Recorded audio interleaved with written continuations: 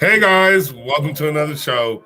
Buds, barrels, and bros are by the bay. I think I fucked that up, Chris. You did. Big time. I couldn't get it going right. You know what I'm saying? Oh, So, hola, anyway. compadres. Hola, So, compadres. yeah, is it Welcome to you Balls, got up Barrels, and here Buds on- by the Bay.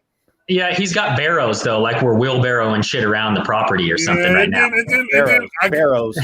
Barrows. Yes. It almost he's almost spelling it like Joe Burrow and shit, just with the barrow. Hey, It's a barrow. wheelbarrow. Wheelbarrow. Yeah. So buds, barrels, balls by the bay. Barrels, and balls. Balls. Okay. You got to make sure when you say it too, it's not balls. It's balls, barrels, and balls, barrel. All right. Balls, barrels. I like it. I do feel like we're going to struggle with the name for a long time, though. I think this is going to be one of those things where the opening of the show is going to get butchered for the rest of the time. It's been butchered from the beginning, and I just kept butchering it. So fucking like it's just going. We just call it a work in progress. It's just a work in progress. But like I always wanted to say, if you are watching this for the first time or anytime, please hit the like button, subscribe. There's a little notification, little thing up there. Hit that, and it'll notify you every time we go live. Yeah. Anyways, let's get this started, man. I guess we're going to get back. If you're watching overseas, I want to get this out of the way too. Okay, bullocks, bloody, bonkers, and shit, ass, and they really hate the word piss. So we've got all our bases covered. First eyebrow of the day. Bam. Yeah. I was gonna say, you started off. You got my eyebrow going at the beginning, dude. I mean, all you got to do is start talking about the UK or something like that, and you're going to get my eyebrow raised. So Chris, for you want to get us started today with a couple of questions? Sure, absolutely. Yeah. All right. I'm going to let you guys choose a number between 1 through 5. Go. 5. 5 it is. 5. Okay, so number 5. Second and third year wide receivers to watch in fantasy football. Oh, shit. Is that where we went? Good job picking the number, Steve. Jackass. Everyone says 3. You pick right in the middle. Who picks 5? Who picks 1 or 5? He's got Trey Lance. This fucking guy picks 5, and he gives us the worst question. I have no idea who are the second and third year wide receivers. Can we bring up a list or something? Time out. I got mine too right now. Okay. All right, bust them out. Fire away. And hold on. Can I eliminate Justin Jefferson because I think he's well established as not being a fluky receiver?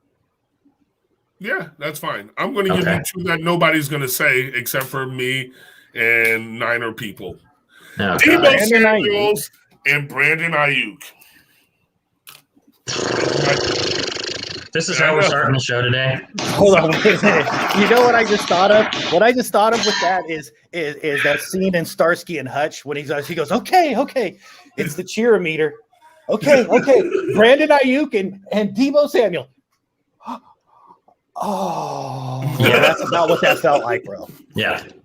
Right? Yeah. Mine too. I mean, hell, if you would have said CeeDee Lamb and Jerry Jeudy, I could at least said, hey. Yeah. But instead, it's like, huh? CeeDee Lamb's at the top of my list. I went right there. 2 of the top. They're going to be 2 top 10 receivers in the league in fantasy football. Boom. What are we doing here? Are you fucking kidding me? No, I just went there. Thank you. And you thought I was eyebrow raising. There you go. That doesn't even get my eyebrow raised. It's too ridiculous. It makes me angry. And then it gets his ire raised. That just made me mad. Like, what?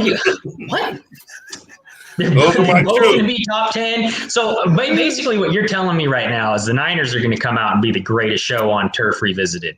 It's like, I mean, it's up and down the field every time. That's what we're seeing. Yeah, he basically did just say Torrey Holt and Isaac Bruce. Right. And he's still got Kittle, and he's got Kittle too. So where are you going here, man? I mean, my favorite part is they really are a running offense.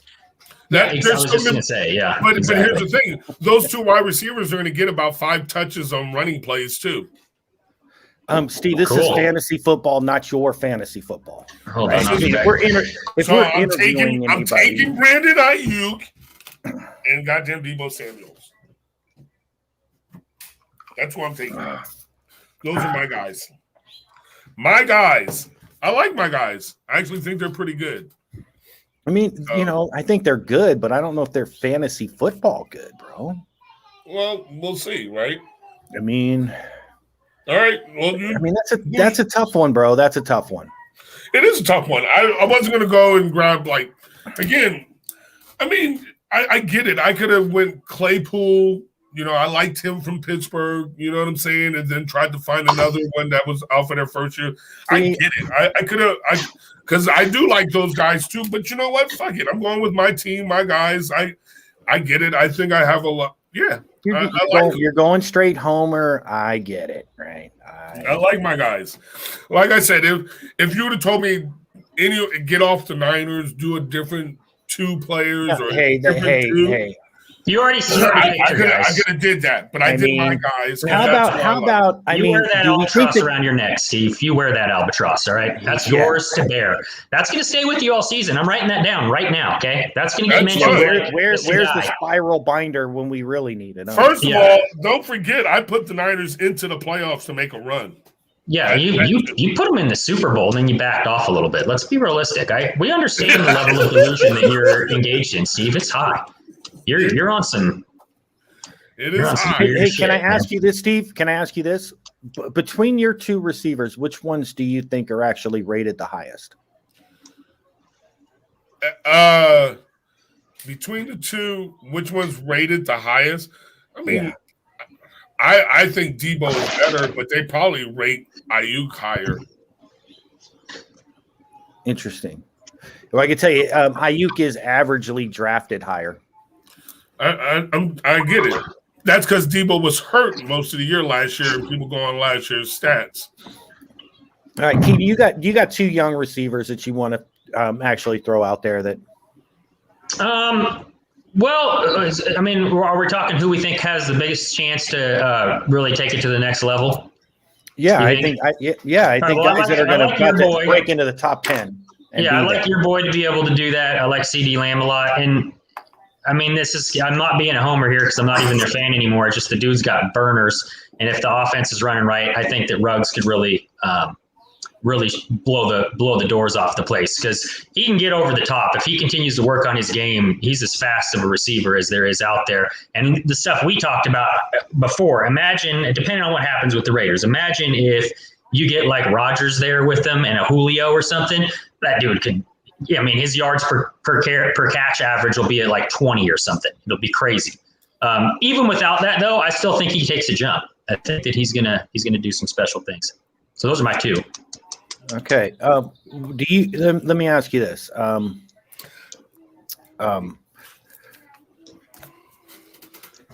Ruggs would have. That's a jump. Ruggs is kind of a reach. I do think Ruggs is a little bit of a reach. Oh, he definitely is. But I think that he's poised to do it. He didn't do much last year. He was out a lot.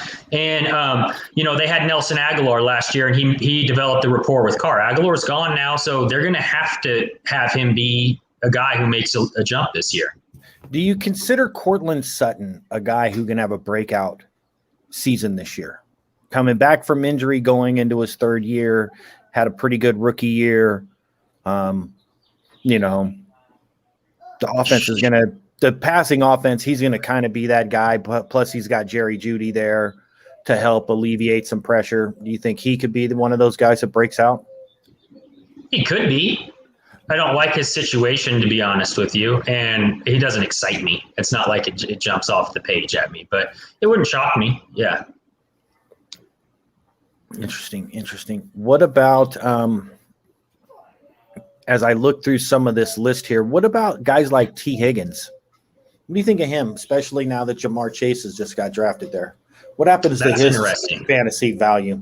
Yeah, that's an interesting one. It's so much is contingent upon what that team ends up being, right? Like if they're able to really start getting it moving and the ball's moving around, he could still have a really good year. In some ways, it could help him. But if they start stagnating again like they did before, he's going to have a hard time putting up any kind of good stats, I think, because they have a potential to just be really bad at times. Right. Right. But I do think that Burrow, with Burrow in there, they showed they're going to throw the ball 35, 40 times a game. Yeah. So I think there's enough targets to go around. I think guys like T. Higgins, Chase, and Tyler Boyd are all going to be okay. They're probably going to lose. They'll probably drop down the boards because you have 3 options now as opposed to just the 2. So it'll affect all 3 of them. But I think any one of those 3, if you're thinking spot play, any one of those 3 will work. I still think Tyler Boyd is the alpha there because he's been in the league longest. I think he's going to be fine. But T. Higgins is the one that I worry about losing his fair share because of the Jamar Chase thing, and because I thought T. Higgins played extremely well last year. Mm-hmm. And the Bengals are saying they're still going to try to get him the ball. So, other guys. I think there's one other guy that I wanted to kind of talk about as well that I really think is going to be on the come this year. A lot of it is because of situation, and that's Mecole Hardman.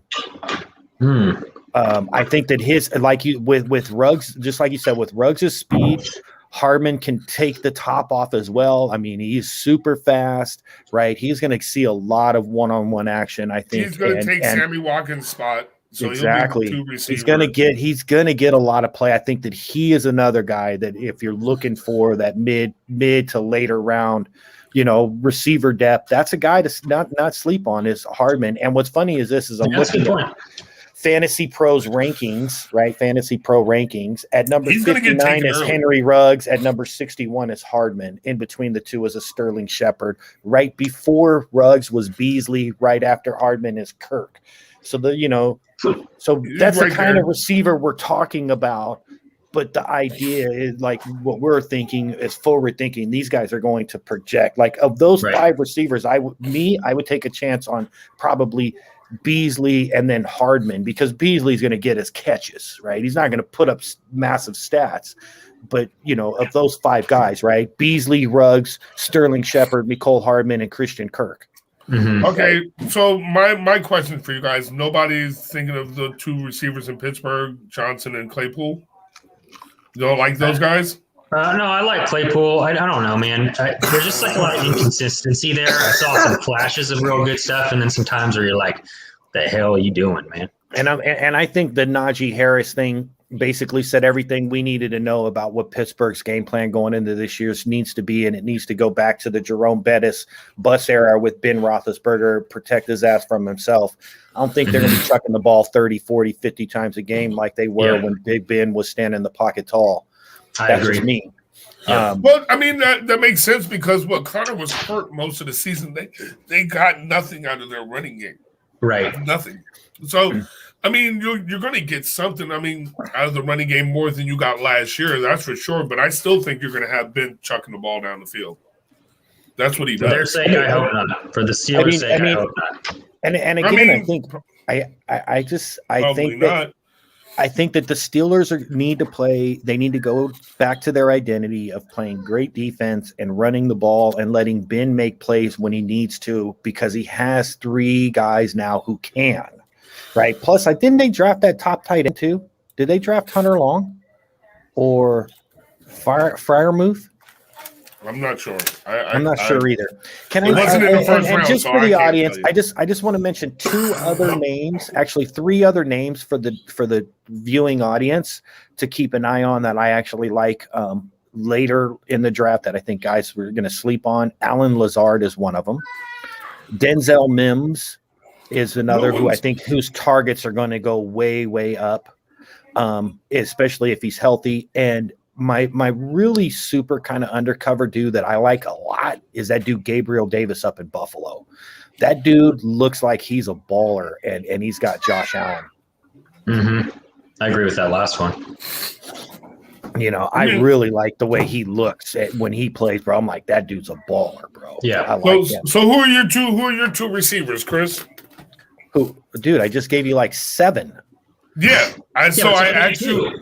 I mean, if I had, if I was only to pick two, it would be CeeDee Lamb would easily be my first one. Yeah, and I'm kind of interested in seeing what Cortland Sutton does, because it didn't stop Cortland playing with a crappy ass Drew Lock before, and I don't think it's going to this time around either. I think that dude's game is good. You know what I just noticed though, in both of our we all like some of our young receivers. We all it seems like CeeDee Lamb is liked by both you guys, and I like CeeDee Lamb. Like and I think when you got Dak back, I do think CeeDee's gonna have a better quarterback, so he's gonna get more. I totally agree with that. I just like my guys. Like in the end, I think those two are gonna make a jump. That's kind of what we're talking about. Like, who's going to make that jump, right? Like, you're not saying who's going to be the best at anything. That's why I said I think they'll be right around those top 10 wide receivers in fantasy because of the running plays that Steve, top 10. Let me just read the top 10. Hold on. Did he just say they're going to be around top 10 in fantasy? Top 15. Both of them top 15. No. It's already recorded. You can't start backpedaling that. Top 10. Fuck it. I don't care. The top 10 receivers to you on Fantasy Pros. This is just some random website. Okay, Fantasy Pros. I don't know who they are. Right? Yeah. Tyreek Hill, Devontae Adams, AJ Brown, Stephon Diggs, DK Metcalf, DeAndre Hopkins, Calvin Ridley, Justin Jefferson, Allen Robinson, Keenan Allen. You're telling me that Debo and Brandon Ayuk are going to supplant two of those guys? They'll supplant one, and one will be top 15. Yeah. And that does okay. So the next five: Mike Evans, Terry McLaurin, Julio Jones, Chris Godwin, Michael Thomas. Yep. Yes. DJ Moore, Adam Thielen, Amari Cooper, Robert Woods, Kenny Galladay. I told you they're going to make that jump. How about this? Let's get the spiral out and let's just make a little sideways. Yeah, seriously. Okay? CeeDee Lamb has a better season than both of your guys. I can see that. Then so CeeDee Lamb is a top 5 receiver? Yeah, we said the jump. Who you said? You just said top 10, Steve. You just said top 10. I think CeeDee Lamb's in the top 10 himself. So yeah, I think CeeDee Lamb's going to be up there.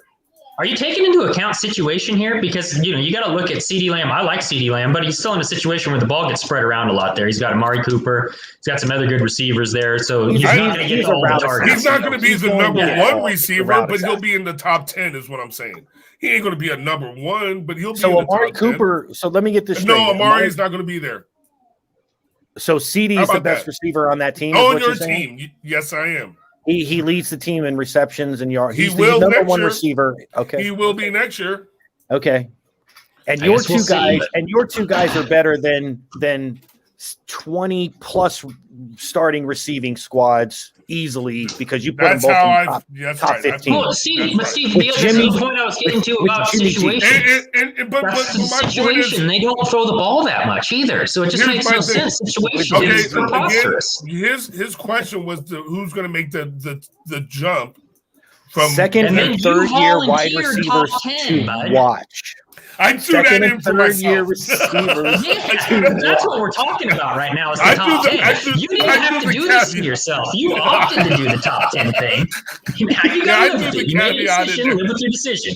You made a decision. You might want to do this. Yeah, before this is done. I'm just throwing the caveat in there for my Niner boys that are watching to let them know that I'm on point with this shit. Yeah. What's funny is we're going to go back and we're going to rewatch it, and there's going to be like these little 3-second clips of like just this thing that just it's missing. Right? Brandon Ayuk and Debo are Yes, that's what I'm saying. Yeah, that's what I'm saying. They're going to absolutely be That's what I'm saying to you. Steve thinks this is Fox News for the Niners right here. Like we're just gonna. He's hoping to get the invite to Habershaw and whatever his name is. That's what he's hoping to get that invite. Okay. Can we go to the next question? Yeah, next question. And honestly, I actually, for us have not done no fantasy research. That's pretty good, if you ask me. Okay. Yeah. We've done no research till now. None, and I haven't prepped. I don't know if you guys. Yeah, I did. I took like 2 seconds and looked up some names real quick. I didn't get a look at that question at all. Yeah. So what's funny is I wrote those questions as Steve and I were waiting and sending the invite for you. These all came up just within the last bit. So okay, so this is the softball. Let me just throw the softball out there because I think this is an easy answer, and it should be yes or no, minimal explanation. Yeah. Are there any defenses worth drafting before round 12? Kiwani, go. Absolutely not. The team that had the defense before was the Patriots. They've showed last year that they are not worthy of being drafted there. I don't know who else has shown they've taken that leap to be putting up enough points to be valuable enough to take in that situation. Right, and there's no real format to justify it, in your opinion, correct? Right. No. Okay. I can't see no way of taking a defense that early anyway. Yeah. I'm not – a lot of times I don't even draft a defense. I'm just drafting players, and when the starts up, so can I ask this, then, why is it every effing draft? Why is it every effing draft teams are drafting defenses? Because people overthink themselves. They overthink it. People overthink it. What's going on, Skip? I'm glad to see you're watching it. You know we're going to get onto your team pretty soon. Skip, what's good, man? Long time, player. And so, but see, simple. I mean, that's because I think what happens is people just overthink it. Like you get your team together, you don't know none of the other players. No one has a thought on what to do, and so they're just filling out. We have heard this. We have heard this from the great Valentin Montoya a few times. I drafted a starter this round. I'm drafting a starter. My defense is going to start for me. Are you drafting a starter this round? I'm not drafting that. Yeah. Aaron to my Skip. I'm going to actually say Aaron to Miami's not happening. It's not happening. Yeah. I mean, unless you're giving up all that Trevor Trout. Kiwani in Denver. It looks like he's going to the AFC West, man. Yeah. So, he wants to get close to Hollywood. Vegas is his number one spot, I bet. Vegas, and Denver is just as close. And so Miami, I don't know, man. Yeah, and I think Miami's there because Aaron knows, dude, that Elway will give up the ass to put a team around him for a 2-year run, bro, the same way he did. Yeah. With Peyton. You know what I mean? That's just what I think. Whereas, Gruden at this point should have already shown that he's been all in. This is his 5th year? To Gruden? Back? Gruden's? Yeah. I don't think this year. Is this one 5? Coming into the 5th? I'm trying to think. Let's go back over it. I don't think it's 5. I think it's 4. Year 5, right? Year 6, something like that. Yeah, but I mean, the fact that he's gone this far, 5 or 6, it's 4 at the most, I think. And he hasn't really done much. That's the other thing. I mean, Yeah. Well, can that be? No, because Derek Carr, you guys signed Derek Carr to an extension when he hurt his leg. That was Gruden as well, right? No, I don't. It might have been right when he came in, but he hadn't coached a season yet at that point. I know that's because then they traded Khalil Mack. That was when Gruden first got there, was when Khalil Mack was traded. And I think we've done 3 seasons since then. So I think we're going into year 4 of Gruden's deal here. Skip, are you talking about Miami has no real quarterback? You really don't like Tua at all, bro? You do have Tua. So I hope you're not talking about – yeah, well, look. Me and Chris was talking about that too. I understand where you're coming from. I think you'd have to really lean on Chris because he's the only one that's really pushing for Tua. He's going into 4. But that's what I thought. I just don't see it. I just don't see it. I don't see them doing anything for a quarterback. Hey, Skip, I'm going to say this. I'm going to say this to you, the same things that I was giving Steve earlier. The only thing that gives me too much pause about Tua is 2 things. One, kid's 6 foot, 220 pounds. He's not really 6 foot. That in and of itself bothers me, right? I think that bothers a lot of guys. You step over me again?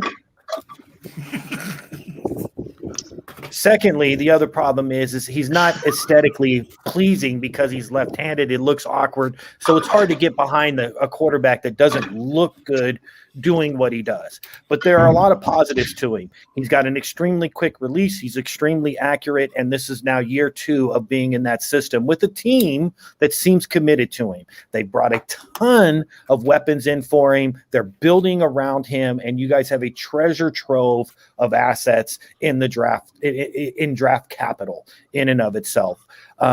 Giving all that asset for Aaron Rodgers, sure, absolutely. Aaron don't want to go there though, so what good is it, right? I think at this point you hold the course, you stay firm. Tua was rated out as an extremely high quality quarterback. If you remember, after his sophomore season, when he threw for 43 touchdowns and 6 picks, and then his next year he was 33 touchdowns and 3 picks, and then he got hurt. Before he got hurt, right?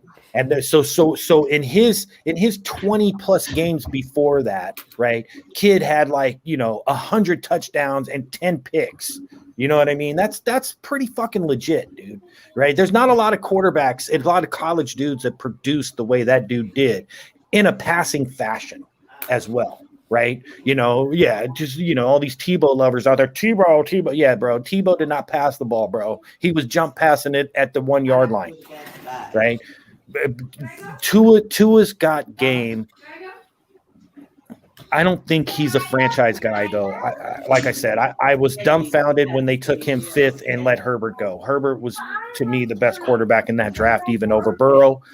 But that's because I'm a West Coast guy and I've seen Oregon games, because I can watch an Oregon game at 7 o'clock at night while they're going to bed back east.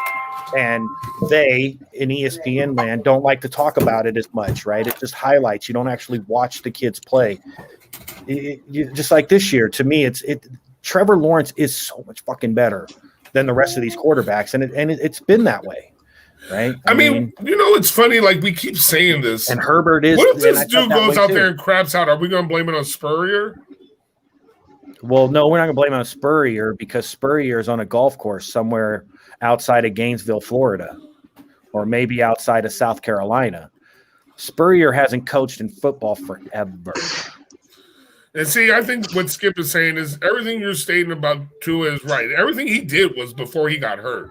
Okay. Well, how about this? Well, last year when he wasn't hurt, he actually threw for 300 yards 4 times in his games. He threw for 11 touchdowns and 5 picks. And I don't have it up on my screen just because I read that earlier. I remember that. Look, at the end of the day, do you have a star sticker for Chris right now? You get a star, Christopher. You get a star. Good job. Dude, where's my gold star? Where's my gold star? First of all, here's the thing about Tua in those yards. I get it. He was doing it. What I was trying to Injured quarterbacks don't last long, bro. Injured anythings don't last long in the NFL. Hell, just the NFL stands for not for long, Skip. Stands for not for long as it is. If you get injured, you're really not for long, bro. Right? But the fact is the league is designed to protect quarterbacks. It's not like you've got to worry about Tim Harris dipping him on his head or some guy taking 3 steps off the edge and pounding him into the ground. You know what I'm saying? I mean, you really don't, right? These guys are protected. The idea is to have a guy stand in the pocket and throw darts. That's what the game wants. Why not him? He's proven that he's accurate and can do it. Yeah, but very rarely do quarterbacks of that height succeed at being pocket passers. They don't have the field visions. Guys who are short like that, who are really successful, are guys like Russell Wilson, who get outside the pocket a lot. Drew Brees even gets outside the pocket a lot, but he's an anomaly from his pocket standpoint.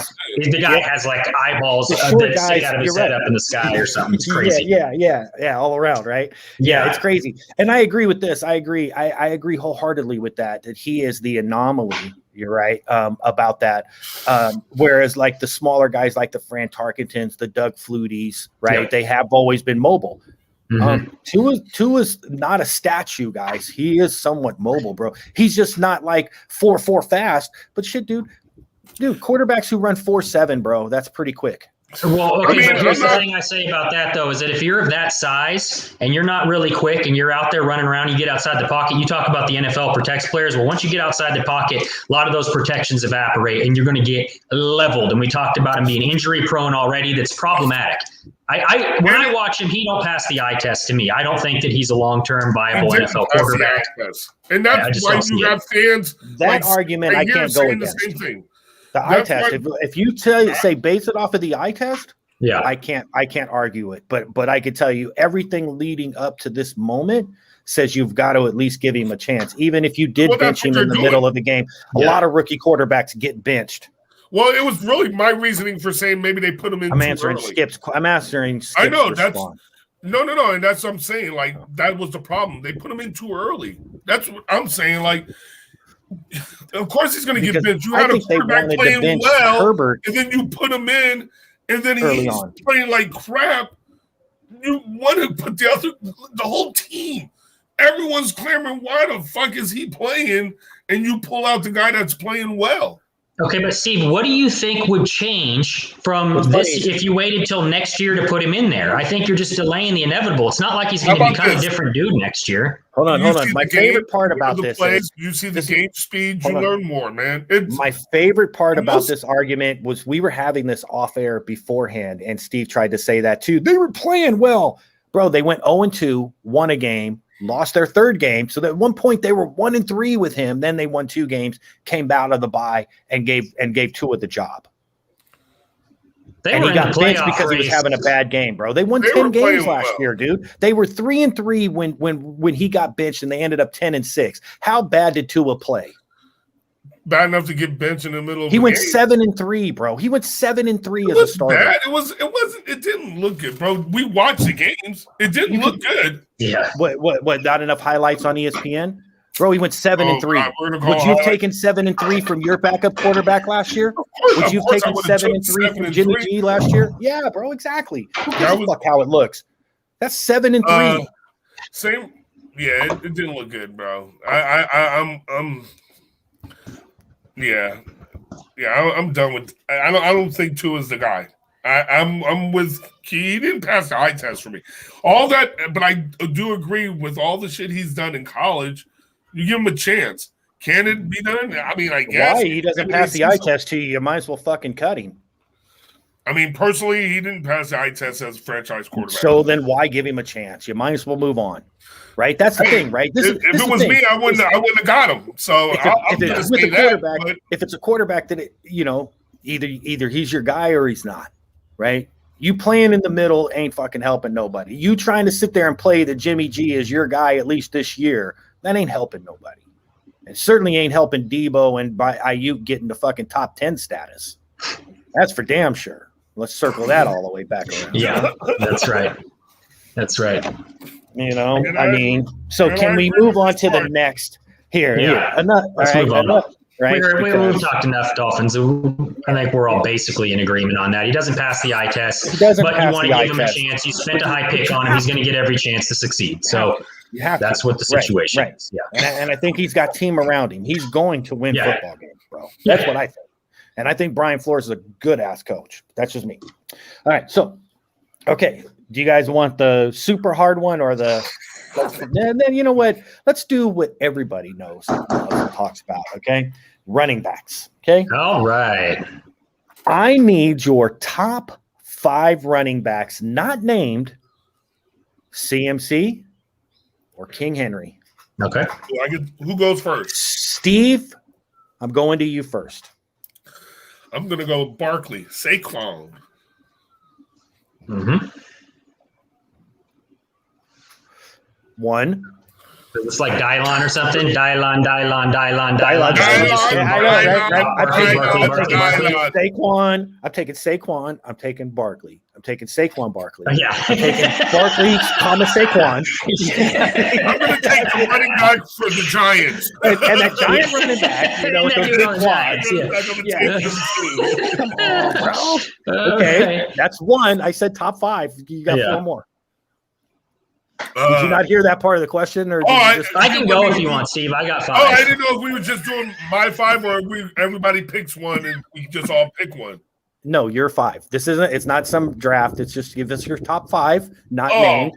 CMC, Henry, and Dylon. I thought we were all. Do these got to be in order? No. No. Bust them out there, then we can put them in order if you want to. So just throw out your 5, and then we can just you can decide how you want to rate them. We can hear the process. I guess we're gonna have to put your guy up there too. So I'm gonna take Zeke, the Cowboys running back, and Elliott. Okay, it was really funny the first time, but obviously we're gonna have to work on that material a little bit more because it didn't hold the second time through. Anyway, I'm trying to figure out, like, if I have to give my five. I'm trying to think. Steve, it's a simple question. It's top 5, bro. No one's gonna steal nothing. You guys should have most of them the same. Let's be real, right? Yeah, for real. I can go real quick. You want me to go? Go ahead, man. Go ahead. All right. In no particular order, Steve's 2 guys definitely on the list: Kamara, Cook, and my last one is kind of a difficult one to come to. It's between a couple of guys, but I'm going to go with Mixon just because of the amount of touches he should get. Okay. He's the bell cow there. There's one all right, see, now my brain's starting to kick up, and there's one we definitely missed. Nick Chubb should be on there. He was in my mix for the last 3, but Nick Chubb's situation I don't like as much because he's going to share touches. He doesn't get as many passes. They don't throw him the ball nearly as much. Mixon's a 3-down back. So that's why I went Mixon. Same thing with Josh Jacobs. I like Josh Jacobs a lot, but I think he's good. I mean, they went and spent $7 million on another running back. He's going to share touches. So to me, I'd go Mixon. Cook. All right, so I think I got my 5 right there. I think I'm adding Chubbs to mine. Mixon and Cook and Chubbs would round out my 5 so far. So Kamara's not in yours. So Kamara's Saquon, not in mine. Zeke, wow. Okay. Saquon, Zeke, Cook, Mixon, and Chubb. Steve? Yeah, Kamara's not in my top 5. That's crazy to me. He had one of the biggest fantasy games of I know, anyone but he don't have Drew Brees next year. That's cool. Wow. Yeah, he's going to get the ball even more. Maybe. I don't know. Anyway, but those are my top. I'm trying to think of if I'm missing. Like, I'm in my head, I'm trying to roll through these teams to see if I'm missing anyone. I like Mixon though. Yeah, as Josh Jacobs is another one. I like Josh Jacobs. Oh, I know another one. Aaron Jones. Aaron Jones is another one. Thank you, Key. Because that was somebody that I was like, how do we not have Aaron Jones in this? Because that dude seems to rush for touchdowns. Like 10 plus every year. I know Aaron Jones and Mixon would be all right. So now we're pushing from Mixon out or Aaron Jones on my list. But I still got my 5. I don't think they touched the top 4. I think the top 4 I got are top 4. I would say that. So of all the names that you guys have said there, I would agree with almost all of them. To me, I think the next best running back, not named CMC and King Henry, I'm going to say it is Dalvin Cook. Yeah, I agree, 100%. Yeah. Dalvin Cook would have been, And then my number 4 choice, right? Or my next choice would definitely be Saquon because I've always loved Saquon. I think that he's an absolute animal. Yeah. But he hasn't been healthy. But I think this, you're banking on if he is. Yeah. Right. The next guys after that, you could kind of, like I'm not as high on Mixon as you guys are. I would take Jacobs and Chubb and Kamara over Mixon all day, every day. I would even consider taking Jonathan Taylor. Comment, though. Sorry, Chris. That was good, Skip. I'm not mad at that.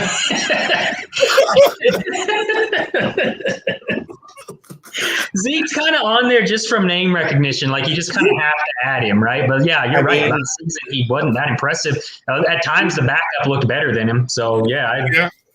I'm like, to me, dude, there's a lot of names, bro. There's a couple of young guys I think that are on the come. I think Jonathan Taylor's on the come. Najee Harris could have a crazy year for Pittsburgh. And I'll tell you, I think another running back that's quietly in a position to succeed is that dude Cam Akers down with the Rams. Yeah. The way the Rams do things, I don't trust none of it. That's my problem. But if you remember, dude, when McVay went ahead and allowed what's his face Gurley to rush for like fucking 20 touchdowns in a year, that's what I could see him allowing Cam Akers to do. If he allows it, I don't trust the way they they disperse the ball. Their operations are well. I feel the same way with like the Niners rushing offense I agree. too, dude. Yep, I agree. If 100%. you were giving it to one back, then you take what's his name? You would take Mostert, bro. Yeah, I would take Mostert, bro. But we have so many running backs that's going to get the ball, and like I said, I think our wide receivers are going to take about 5 touches a game. But I think the one big problem is that the Rams don't have a lot of running backs to give the ball. I think Cam's a sleeper. Cam is a legit number 2 running back for teams this year, for guys this year to really consider targeting. I think he's going to be a number 1, and if he's not your top 5 guy, right? Because that's the thing, right? Here's the thing. The reason why I asked this question, and before I go to my follow-up on Skip and everything, the reason why I asked this question is this, right? Is when do you start thinking about taking your first receiver, your first quarterback? At what point when you get down through running backs do you say, well, maybe I hold off, maybe I wait for the second-tier running backs to come in? Well, I got a better running back than Cam Akers. How about Jonathan Taylor? It just started popping in my head. I forgot about that young buck. Can you just say that, He's Chris? taking over. I think Chris just said that. Hey, Steve, thanks for listening, bro. I know you just hear me in the background, but thanks for listening, bro.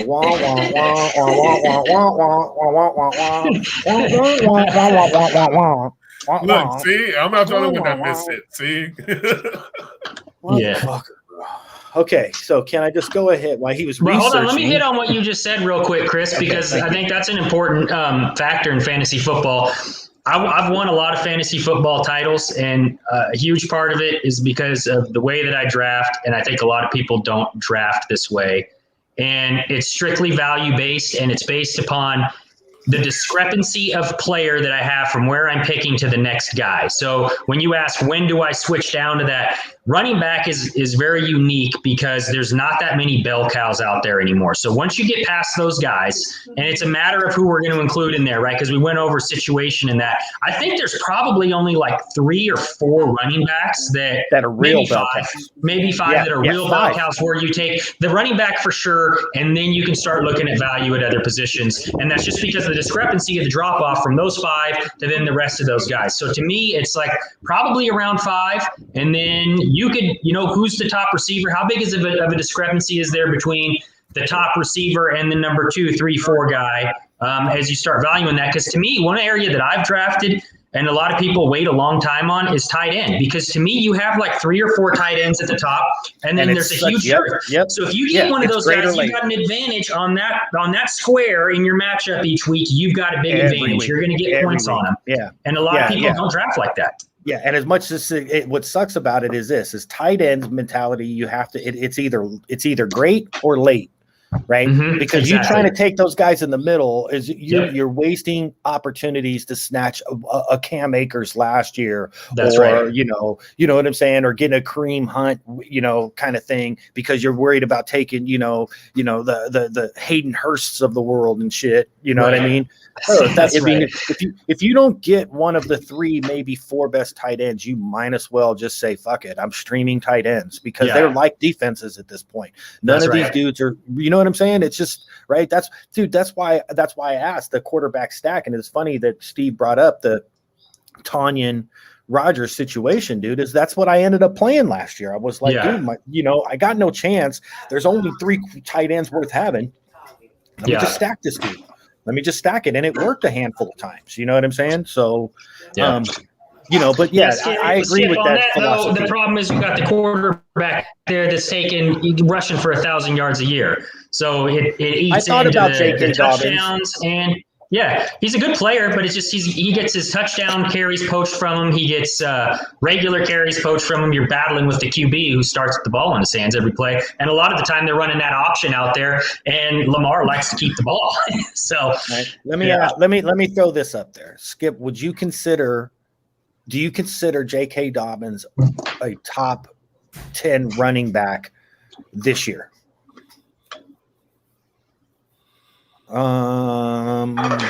J.K. Dobbins, a top 10 running back? I can't say that. And so, but he'll lead that team, but it's because they'll disperse. Gus Edwards is going to get his, Lamar's going to get his, right? Didn't they just sign somebody to replace Mark Ingram too? Did they? I thought they did. I thought they bought it. Mark Ingram's not with them. He's gone. Yeah, Ingram gone. Yeah. Okay, so are you talking about Michael Carter, Skip, one of the North Carolina running backs, the kid who got drafted just this last weekend? The Delight LaShawn McCoy. I don't know. He probably is. It's got to be that dude, Michael Carter.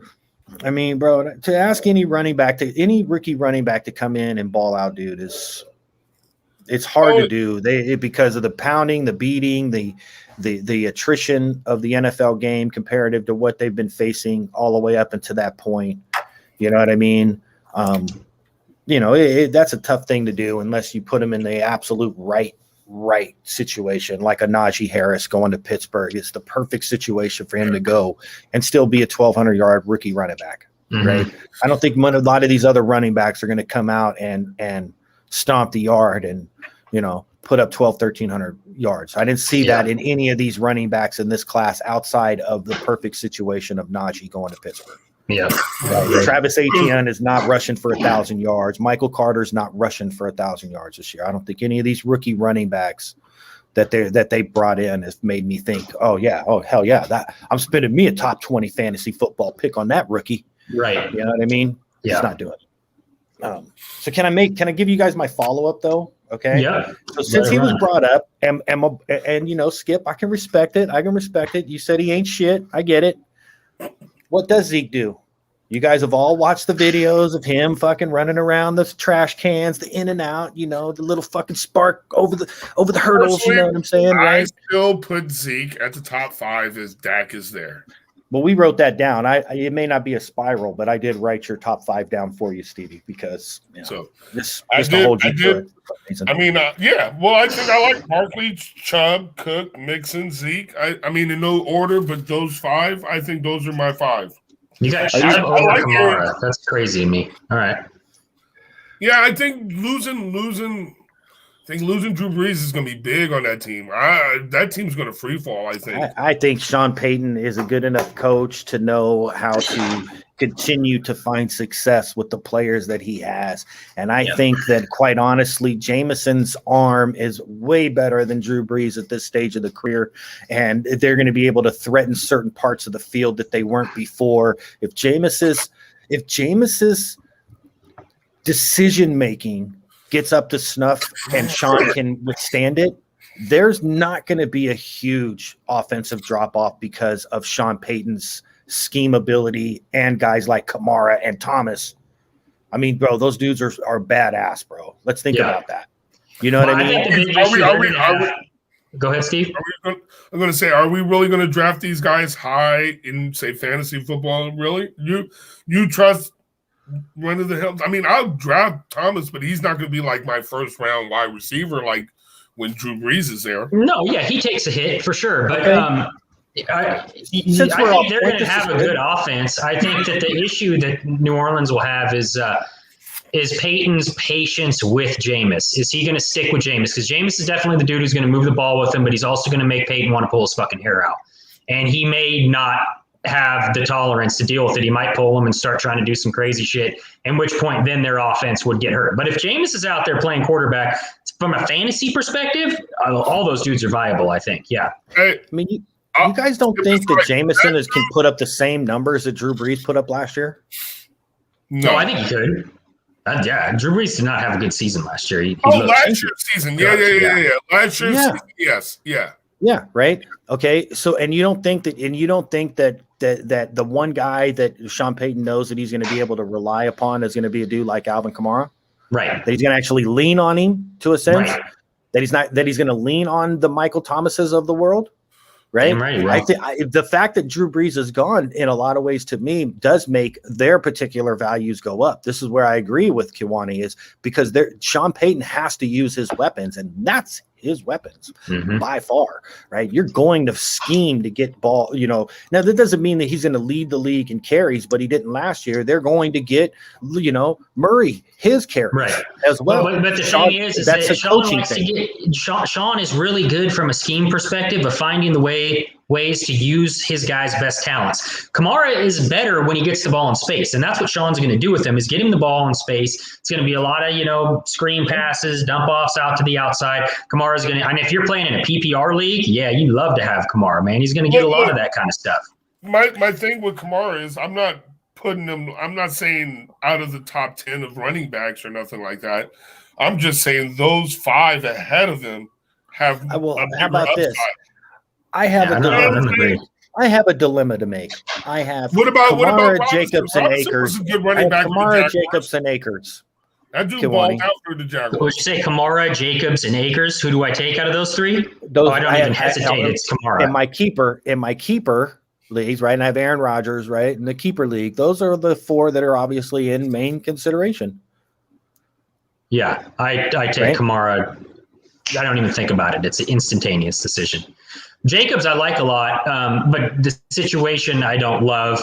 But I think he's gonna share carries going forward this year. I think he's taking a lot of punishment, and they're looking at trying to curtail that a bit. And they went and spend a bunch of money on a backup running back. So is he about to be Tyrone Wheatley to Drake's Charlie Gardner? Yeah, hopefully not that. That would be really bad for his value. But the other thing about Jacobs, though, that it gets missed is he doesn't have very good hands. He doesn't catch the ball very well. And that's a difference with Kamara. Kamara's a more diverse back. He's more explosive. He's more diverse. I mean, to me, it's a no-brainer. I take him over those other 2. All right. So can we get back to my follow-up about Zeke? Yeah. Okay? I just want to give you guys some numbers, okay? Okay. All right. So does Zeke, right? Does he get, let's see here. A boyfriend? Average, probably, most likely, yeah. He more than likely. Dude, bro, come on, bro. He's got 4, bro. What are you talking about, bro? Zeke's definitely non-binary and fluid and polyamorous for sure. But yeah. Jesus. All right. Here we go. Oh, wait. I got to do this math on my own? Son of a biscuit. Uh-oh. Hook your boy up. Son of a biscuit. With those glasses and the chain hanging from him and the gray and the beard, and he says, "Oh, my biscuits." Son of a biscuit. Son of a biscuit. Son of a biscuit. Son of a biscuit. Chris is 87 years old. Chris is 87. 43, 51, 60 divided by 5, so 1,200. So 1,200 yards divided by 8 touchdowns. Where are we going with this? 1,200 yards, 8 touchdowns for Zeke. Does he over or under? 1,200 yards, 8 touchdowns. I think that's a good over/under for him there. I think he should do that. Bro, yeah, he should do that. Bro, I wear a chain on my glasses. I'm pretty smart about what I do generally. I say he goes over. That wasn't eyebrow raising worthy. Damn. No. I think he bad year last year. Bad year last year. He's had two of his years weren't very good, no doubt about it. Well, 900 yards. My thing was, I don't know that I think it's a touch thing for him. How many touches is he going to get? Are they going to continue to give him touches like he used to get? Because this past year you saw his touches go down, and some of it maybe was injury related. I'm going to say under. I'm gonna say he hits 1,000 yards, but he don't hit 1,200. Are you spiraling this, Stevie, in the bold predictions? Because this is kind of a bold prediction, bro. This is my freaking running back.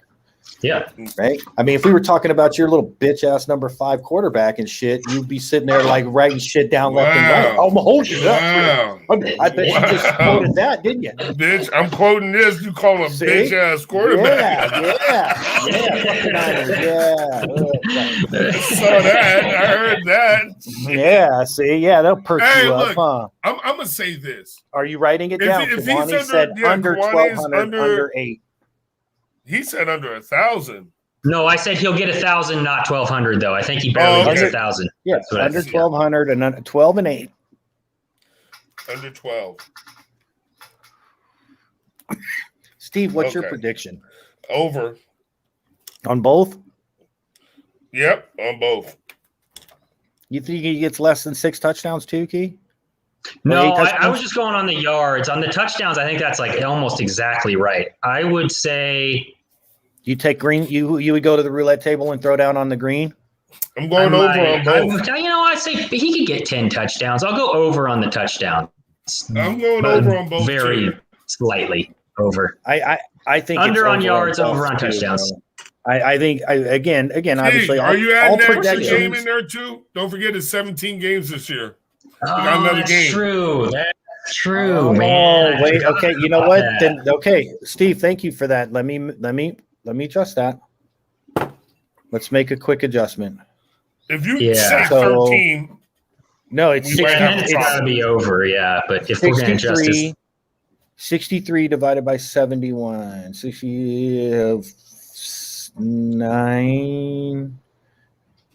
9, yeah.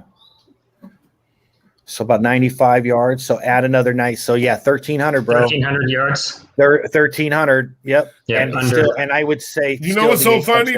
That's about where I got him at, about 1,300 yards. Yeah, I'm going under and over on the touchdowns. Because I would say if you really, because the 1,200 was a rough average. First of all, right? You know what I mean? So I just only roughly added in 95. So if you say 1,300, and touchdowns are nominal, it's like, what is it, 8.4 touchdowns a game, right? You know, we're not doing that. Yep. I'm actually still taking the over, gentlemen. I think Mike McCarthy is going to utilize him. He's going to utilize him. Rough to me. In a major way, especially early on. I think before week 10, he has rushed for almost 1,100 yards, bro. Because to help protect Dak and to use Dak more as the passing weapon when necessary. I don't think they're going to come out with this run and gun early on like teams are thinking. I think that they're going to use this dude to help Dak build play strength in that leg.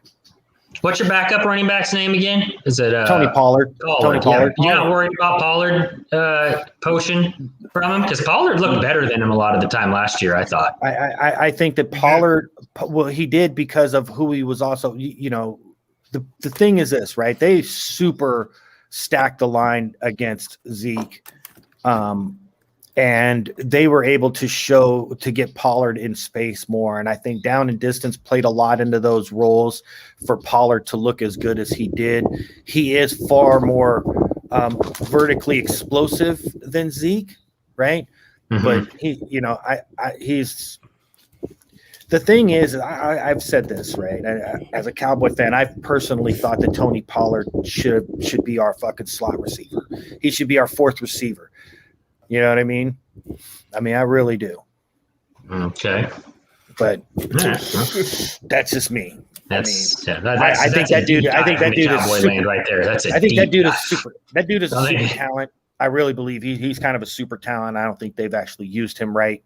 Let me tell you something, Chris. To come to that conclusion, you've laid up at night contemplating. That's the kind of conclusion you come to when you lay up at night contemplating the different things your team can do. That shows how much of a Cowboy fan you are, because no normal person has ever said that. No non-Cowboy fan has ever said that. That what? Said what? That he should be a slot receiver. You've pondered all the different avenues of what you guys can do to be successful. Hold on. You do realize, though, that he was a receiver in college. That's great. That's not his role here. And there's a reason that it's not. But no, the reason why he looked so good was because he caught things in space. He got ball. You know what I'm saying? When he was in space. And what better way to put a dude in space than to get him in the slot and make him turn into fucking Julian Edelman? Well, it's a very different position. It's a very different space situation there. But yeah, I get you. If you're going to try to have him be in Julian Edelman or Wes Welker. Slap him into a Chris Cooley type H-back role. How many linebackers are gonna run with him? I can see that more. Yeah. Right. If right. I'm just saying that you were right. When you get that dude the ball in space, or you create space for him, he's gone in a flash. He's got giddy up, right? Yeah. You know what I'm saying? But you think Zeke's getting the bulk of the carry still? So you're going over. I think Zeke's going to have a massive year this year, dude. I do. Massive year. All right. Chris, you got any more questions there? How many questions did we go through? I think that was only 3. I just had 5. No, I had 5. I gave you 5. We got the QB tight end combo we didn't hit on, really. But we don't have to do that. We did. I know you guys are probably like shit, right? Okay, so we did the top 5. No, I think that's an easy one. I don't think there's very many options there. I don't either. I think you have what it is you build a stack like that based upon which quarterback you get. That's right. Yeah. And there's only 3 of those options. And if we're excluding Mahomes, the only one Lamar Jackson, Andrews, Matt Ryan to Pitts. Matt to Pitts. Because that's a new one. We could throw that out there. Totally untested, but yeah. Right? It's untested, but it sure does seem like, ooh. It's exciting. Because somebody will have Matt Ryan. That's why that works. Because somebody might have someone can settle for Matt Ryan. Right. Someone will settle for Matt Ryan. Right. Because a lot of Matt Ryan is a high value mid-tier fantasy quarterback. Right. Especially if you have two of those guys. You got to have two of those guys because you can't play him every week. We dismissed Derek Carr out of hand, Derek Carr, Waller out of hand, and Matt Ryan don't got that much on Derek Carr. Hey, so if we're going to put Ryan and Pitts in there, then put Carr and Waller in there too. I would say about Waller fantasy value wise, those two quarterbacks wouldn't be bad. I think you can start those two through a season if you had to. Right? Yeah. So, you know what I'm saying? I did say, I was okay with that one because Waller is that much of a beast that whatever less that you're going to get with Carr is going to be made up with Waller. Yeah. Yeah. But how many tight end quarterback combos can you really name? I mean, Dak and Jarwin. That's not one. No. Yeah. Right. Lamar Andrews. Lamar and Andrews would be Rodgers, Tonyan, we mentioned. Who else did we got? That's kind of like the you already did. Yeah, you just said the Aaron Rodgers. Well, what about a dude from Seattle? I forgot his name because he was playing. The problem is nobody knows who Seattle tight end is, bro. Yeah, who was Greg Olsen? I mean, they always bring in these old guys. Right? Olsen. It wasn't Olsen. God damn it. I mean, that's the thing, right? So I don't know if it's me. I think the what about Brady Gronk? Right, but I mean, can you trust he's going to carry you as play? How many games? Yeah, Brady Gronk started coming on more and more as the season progressed. Like he started off really slow. He's coming back from retirement, but as the season progressed, from a fantasy perspective, he put up some good fantasy games, and Brady was doing his thing. I think as we're looking for guys, I wouldn't rank them super high. We're going down the list a little bit, but they deserve mention in the discussion. It's a stackable combo.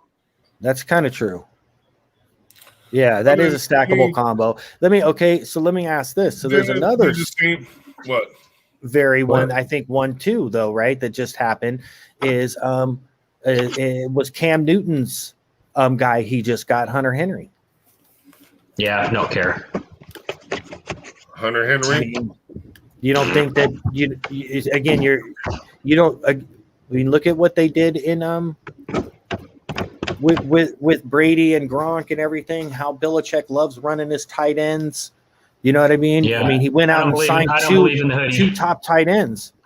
Yeah, I don't believe in New England, don't believe in the hoodie, don't believe in him and Cam Newton working together. I don't like none of it. I don't like nothing going on there on the offensive side of the ball. I would not be surprised if Cam doesn't start most of the season coming up. Okay. What about Tua and Gesicki? Is that stackable? Is that worthy of? Yeah. Is that worthy? I mean, you could do it. I mean, there's some talent there, but I would want to vomit right after I rostered it. Okay. That's a bye week thing. Like, okay, on a bye week, this is all I can slap together to get a starting roster out there because I didn't pay attention to overlapping bye weeks. So I've got to play somebody. So maybe in that situation, but otherwise, no. Okay. All right. I got another one because I just seen it. How about Justin Hebert? Okay, and I know it's Herbert, people. I know. Justin Herbert, and Jared Cook. That's actually interesting. That might work. That's an interesting one. I actually am not mad at that. Yeah, it may fizzle, but that's at least like there's some logic to doing that move right there. I could see that being a viable thing to try to do. Right, not bad, right? I mean, I could totally see that. There's a lot of upside possibilities there, yeah. And and the Steelers did draft a top tight end, by the way, and that dude Pat Freiermuth. That's where he ended up going. I'm not a fan of the way that Pittsburgh utilizes the tight end. I've had some Pittsburgh tight ends on my roster, and they just fantasy wise, they disappoint. Fantasy wise, right? Yeah, exactly. I feel you, bro. So feel you there. Okay, so all right, so that's the first hour of the 5 fantasy football questions here on Balls, Barrels, and Buds by the Bay with Steve and Kiwani and me. Right. So hey guys, I'm turning this one back over to Steve. I think he has questions now. Nope, I think we did that well, man. We'll end it on here. Me and you, we can always get back and start another one and redo it. We got 2 people online, which is the most we normally have. So I feel like maybe we should just keep it going. Why aren't we going? I thought you said you had 3 questions. We could touch on we could touch on NBA. I thought we were going to talk a little NBA too. Dude. All right, well, hold on. You know what, man? Didn't he say that? Oh, the gloves are off. Oh. I think he's messing up your name, Kiwani. I think this one.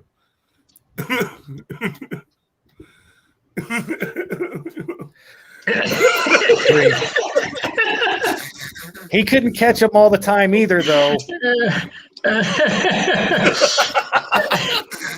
I just hit the like button on that one there, Skip.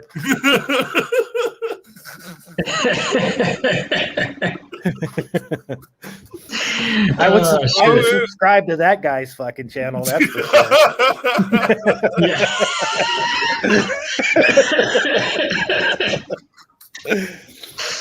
All right. So Key.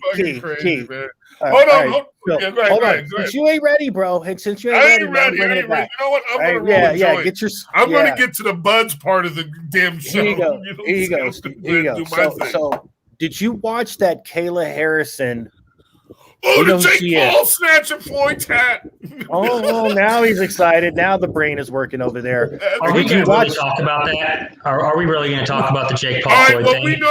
We know you don't talk about certain sports. Hold on. Okay, so I'll lay it out for him. So, Key, since you don't talk boxing, okay? I talk boxing, but that's not boxing. Jake Paul ain't boxing. And it's entertainment, bro. So, yeah, let's talk about it. But no, seriously, do you know who Kayla Harrison is?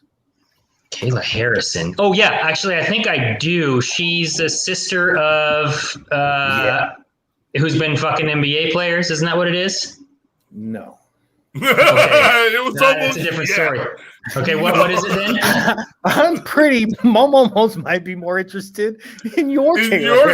Yeah, your story sounds a lot better right now. I know your story. And go. Now what's your Kayla Harrison one here? What's this? She's the chick who fights in the Pro Fighting League MMA. She's the 2-time American Judo gold medalist. She won the gold medal at the Summer Games. Yeah. Bro, I know who she is. Yeah. Right? She feels like the only fighter right now that might be able to fight Nunez, bro. That I've seen recently that like you stand a hair beat of a chance from what I can see because Nunez is so badass on her hands, but this chick is, bro, she's mauling people. Yeah, no, I know. I just think that when you're talking about, there's such a step up when you get to someone like Nunez and the level of competition she's faced over the course of her career. The other girl you haven't seen tested to that point. And when Rousey fought Nunez, it was like, and the game or the book on Nunez was Nunez. If you can survive through the first round, she gasses herself out because she comes in like a whirlwind. Rousey's got a really good style to stifle her, and she flew through Rousey like a fucking like brushing a fucking tornado. She is a beast. She's got hands like I honestly, dude, and I don't say this very often. I always say that no woman could fight a dude in MMA. I actually think she could contend with a lot of dudes at her weight class that are a lower level, not any of these elite guys, but lower level ones. She is a fucking beast. I would agree that if she showed up at the Calusa casino on Cage Fight Night and said, "I'll fight any one of these dudes," she's going to stand a chance. Of probably whooping their ass. I agree. She's badass, but I do think that chick Kayla's coming. Okay. Oh yeah. I mean, I like the videos you showed me, and I like her confidence, bro. Yeah, and her confidence, and like you can put that up on the screen, man. We got viewers, so they know who we're talking about. That's always the reason why we do these things, because you did put her up there. She's a badass. You know what I'm saying? And I remember when you had me look at her. And then her interview, all that shit. She looks the part. Yeah, bro. She's coming, bro. She is totally coming. There's no doubt about that. I can tell you. So I definitely want to see what happens there. So yeah, and like I said, when it came to UFC, man, I tried to get into it. I don't have nothing against it. It just doesn't come to me as quickly as everybody else, and I'm not gonna watch it if no one's here to say, "Hey, let's watch the fight." You know what I'm saying? It's not the first thing that comes to mind. Like, I don't even know. Yeah, it doesn't come to my mind like that. Not that fast. Here you go. Here. This is another thing. So I'm gonna share my screen real quick, just real quick, just so everybody can see. Right. Oh no! Go back. Oh, right here. Right. So you there? So you see how it says admits she's chasing her, bro. She knows that she's the best, bro. But to even have that kind of a mindset, you know what I mean? Right? Even having that mindset of like, yes, I'm coming after you, bro. Coming after you. Right? Well, you should have that mindset. Yeah. Hey, man, we got a lot of comments, Steve. Let's look at some of these. Okay. Angry White. Yeah. Like I put them up already, bro. Oh, good. Okay. What do we got here? Oh, here's the new one. I'll put it up there. Yeah. Bro, you know, this is my homage. This is my homage to Al Davis, bro. Right here. This is my homage to Al Davis. It's the homage to Al. Plus, I get so angry. I have to go like this sometimes. Steve, you're nuts. It's so funny. Everybody comments on them damn chains. Like everybody got something to say about your fucking. Bro, I'm Chris Glass Chains, bro. Chris Glass Chains in the house. Chris Glass Chains, yo, Chris Glass Chains.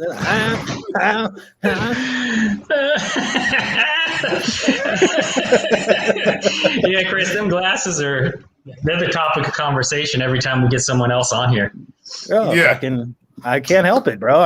And you know, I did it kind of just because one, I don't like carrying a case with me. You know what I'm saying? You know, I had to always put them in a case, and they're thin and brittle, and I've already start falling apart. So when I wear them, and I don't wear them all the time, I can see all my shit crystal clear. I just can't see you, motherfucker. Right. So I got to have these on to be able to see and read. And sometimes, you know, I got to just, right. Yeah, no, then Al Davis, bro, come on. I told you, I ain't mad at him. Those are like East Coast Mafia shit right there. I'm not mad at it. On the West Coast, all people see is grandmas wearing that shit. So it's got a little bit of a different connotation. But Al Davis, he was a New Yorker. That's why Al wore that shit. He came from that East Coast state. That was flossing over there, man. The thing is, though, bro, if I had a monocle, you're talking like one of them out too. Yeah, well, I wouldn't be surprised if we see that next. I mean, you're obviously getting like really old. You've moved to the point in your life where functionality over anything else. Oh, it's nice. I can just drop them right off my face and they stay right there. It's great. Yeah, it's like I told you before. You've reached the fanny pack portion of your life. I guarantee. Bro, I'm gonna say this. The fanny pack's coming soon. I am a fucking sweatpant dude, bro. Yeah, I'm not surprised. I'm a sweatpant fucking wearing dude, bro. I couldn't have told you that. I didn't need you to tell me that. I don't even own a pair of sweatpants. Oh, man, dude. Bro. Oh, Steve, you're missing out there, man. You after a long day wearing jeans, riding up on your nuts, get home. Shit, dude. Yeah, bro. Put on shorts. I don't want it. Oh, well, yeah, it gets to be like -5 degrees here. If you don't have, you wearing shorts out there, your balls are basically just freezing semen for future generations or something at that point. Right. It's like a cryo chamber. I was just thinking that. I was about to say it's your own personal cryo chamber. Yeah, no, dude, I do that actually. The hot cold therapy in the middle of the winter. Sometimes it gets really cold. I do that. It's crazy. It must be hella good for you, for your body, though, right? To do that, right? Great. Because I can tell you the one time me and Anna went to the spa down in Mexico, right? For my brother's wedding, they comped us a spa thing, right? We were like, sweet, yeah, hell yeah, right, dude. And they did, and it was the hot cold treatment where we had to plunge into a cold pool, warm. I was like, bro, the first time you go into that cold pool, you don't realize how frigid that shit is, bro. That shit is cold. Like, dude, I went in. and this has happened to me twice in cold water, bro. That's why I just know, being out in the ocean's dangerous for me, because man, I hit that cold water and I just froze, bro. Like, oh my God. Right. And I had struggled getting out of it. And that happened to me when we went to Disney World. We on one of the slides into the cold plunge. It was like they call it the Typhoon Lagoon or Blizzard Beach or whatever. And you go and you get airborne and you go into this frigid ass fucking cold thing, bro. And I froze again and I could barely swim out there to stop the fucking ride. The lifeguard had to help bring me out. It just got fucking, I got that cold shit, bro. It was just like, Chris, fucking cold.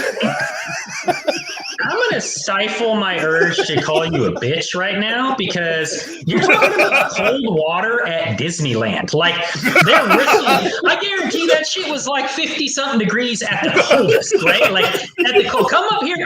Don't come to my house. We're not taking you anywhere, because I'm not trying to save your ass from drowning out in the lake. As soon as you get out there and freeze up and sink like a rock. You won't catch me in that lake, dude. You won't catch me in that lake. I don't go above my knees, bro. If it's above my knees, that's about it, dog. I am not a water bug, bro. Oh man, I want to try to get Chris on like Naked and Afraid or something, just to see him out there. As long as the water's warm, I'm good. The water was warm. I'm good. Yeah, no, I want you in a cold climate. That was the key word. Warm. Yeah, warm. If it's not warm. That's funny because, Chris looks like he comes from fucking Iceland or something, and he likes it warm though. No, dude, don't get me wrong. I like the cold weather. I like the snow, shit like that, bro. But I don't like being shocked cold. Yeah. You know what I'm saying? Like, I've never liked that, bro. That shit soft. Yo, soft. I like it. I love it. I go for a plunge like just a little while, a couple of weeks ago. The water here is freezing. As soon as it gets to like 65, 70 degrees, I go take a plunge in some 35-degree water. You get out feeling invigorated as fuck, man. You feel great the whole rest of the day. Dude, it's hella good for you. It's great for your muscles, for the lactic acid to be drawn out. It's good for your tendons. Oh, I know how good it is. Man, bro, this is fucking cold, bro. This is soft. Y'all soft bay. See, that's what happens when you stay in the bay. Y'all get soft there. It's like, what is it? It's like 50 to 75 degrees every day. It just breathes complacency and softness. Well, mine's about 45 to 100. Yeah. Well, you're in a different. You're in a fucking. Well, and that's the thing too, man. Is there's a part of me that wonder how much my physiology has changed, because even recently I've been down in the bay and I'm like, man, it's a little fucking chilly. I should have brought a hoodie. You know what I mean? Because I haven't been down there that much. You know what I mean? But bro, man, I don't like cold, shocking water, man. I don't like cold. I mean, but I've also what's weird is I've had a few moments like one time I got so fucking sick that I was so cold and shivering that I'm shaking unfucking controllably. Anna's sitting there having to call fucking, Florida hospital. I don't know what to do. He's fucking, babe, I'm good. I'm sitting there. I'm like, I'm good. Just fucking cold. I'm hella just fucking cold. I don't know what to tell you. And it's shaking uncontrollably. Still don't know what it was, but a day later I was fucking up and okay, let's go. You had a 24-hour bug. You probably had a fever. Did you take the temperature? I'm sure Anna did. Yeah, I'm pretty sure. Yeah. Oh, bro. Yeah. That was our first trip to Disney World, ironically. Our first night there, bro, that happened. We got off the plane, got settled in, kids got all settled, and you know what I'm saying? And then we were fucking pumped, dude. And I had surprised them. We had flew in, instead of going straight to our timeshare, we flew in a couple of days early, and I took everybody to the Art of Animation. Right. So we stayed on property for a couple of days. That was like, the birthday present kind of surprise. Are we supposed to know what the Art of Animation is? It's one of their hotels, bro. It's one of their hotels, bro. One of Disney World's hotels, right? So, just for a couple of days before we went to our timeshare where we could afford. And that first night, bro, that's what I ended up. That was my experience, my first night there. As I got there, we were good. And all of a sudden, Florida. That Florida humidity or something, and man, must have been a mosquito floating around. Yeah, right? Yeah, dude, straight up, dude. This shit, bro. Oh man, Florida ain't no fun, man. I was done for. But then after that, I was bad. And what was weird too is all the rest of them hella complained about like the humidity and the heat. It didn't bother me as much as it bothered them. But that first night, bro, yeah, I don't like humidity. That's the one thing that gets to me, man. When it's hot and wet like that, the humidity, I'm not a fucking fan of. I can't deal with my that biggest shit. problem is I have no absorption, so it's just sweat city. Yeah, but that helps you stay cool. You get evaporative cooling that way. This doesn't, yeah. But and you bleed heat off the top of your head. Like anybody who's got hair, it holds in a bit more. So, yeah. I mean, you look ridiculous. You run around looking like a wrestler in WWE, that shaved head. Right. Just pouring sweat off of there. Like, or you should see some of my hats too. Or you see the hats and you see those salt lines and it's just crawling higher and higher and higher. Right. I've got hats and you know what I'm saying? Right. When I wear them for work, man, I had some that went from like a certain color brown to like beige because it just got so salted and washed that it just, you know what I'm saying? I mean, yeah, I have a couple like that. It's 130 degrees out here on the tarmac fire season. I'm running around dragging hoses everywhere, keeping planes in the air to fight fires. And my hats, I'll get done and it's just drenched in the same thing you said. It starts and just kind of moves its way on up there. Stages, right. Oh, yeah. I remember what I was wearing here. We were playing a game here. We were working there and you start naming it. It looks like it's like layers in the earth, bro. It's like as your kid ages and you mark their height, you have little marks on there. Exactly. So, so what else do you guys want to hit on here? Do you want to hit on a little basketball before we end this bitch? Let's do this. I'm down.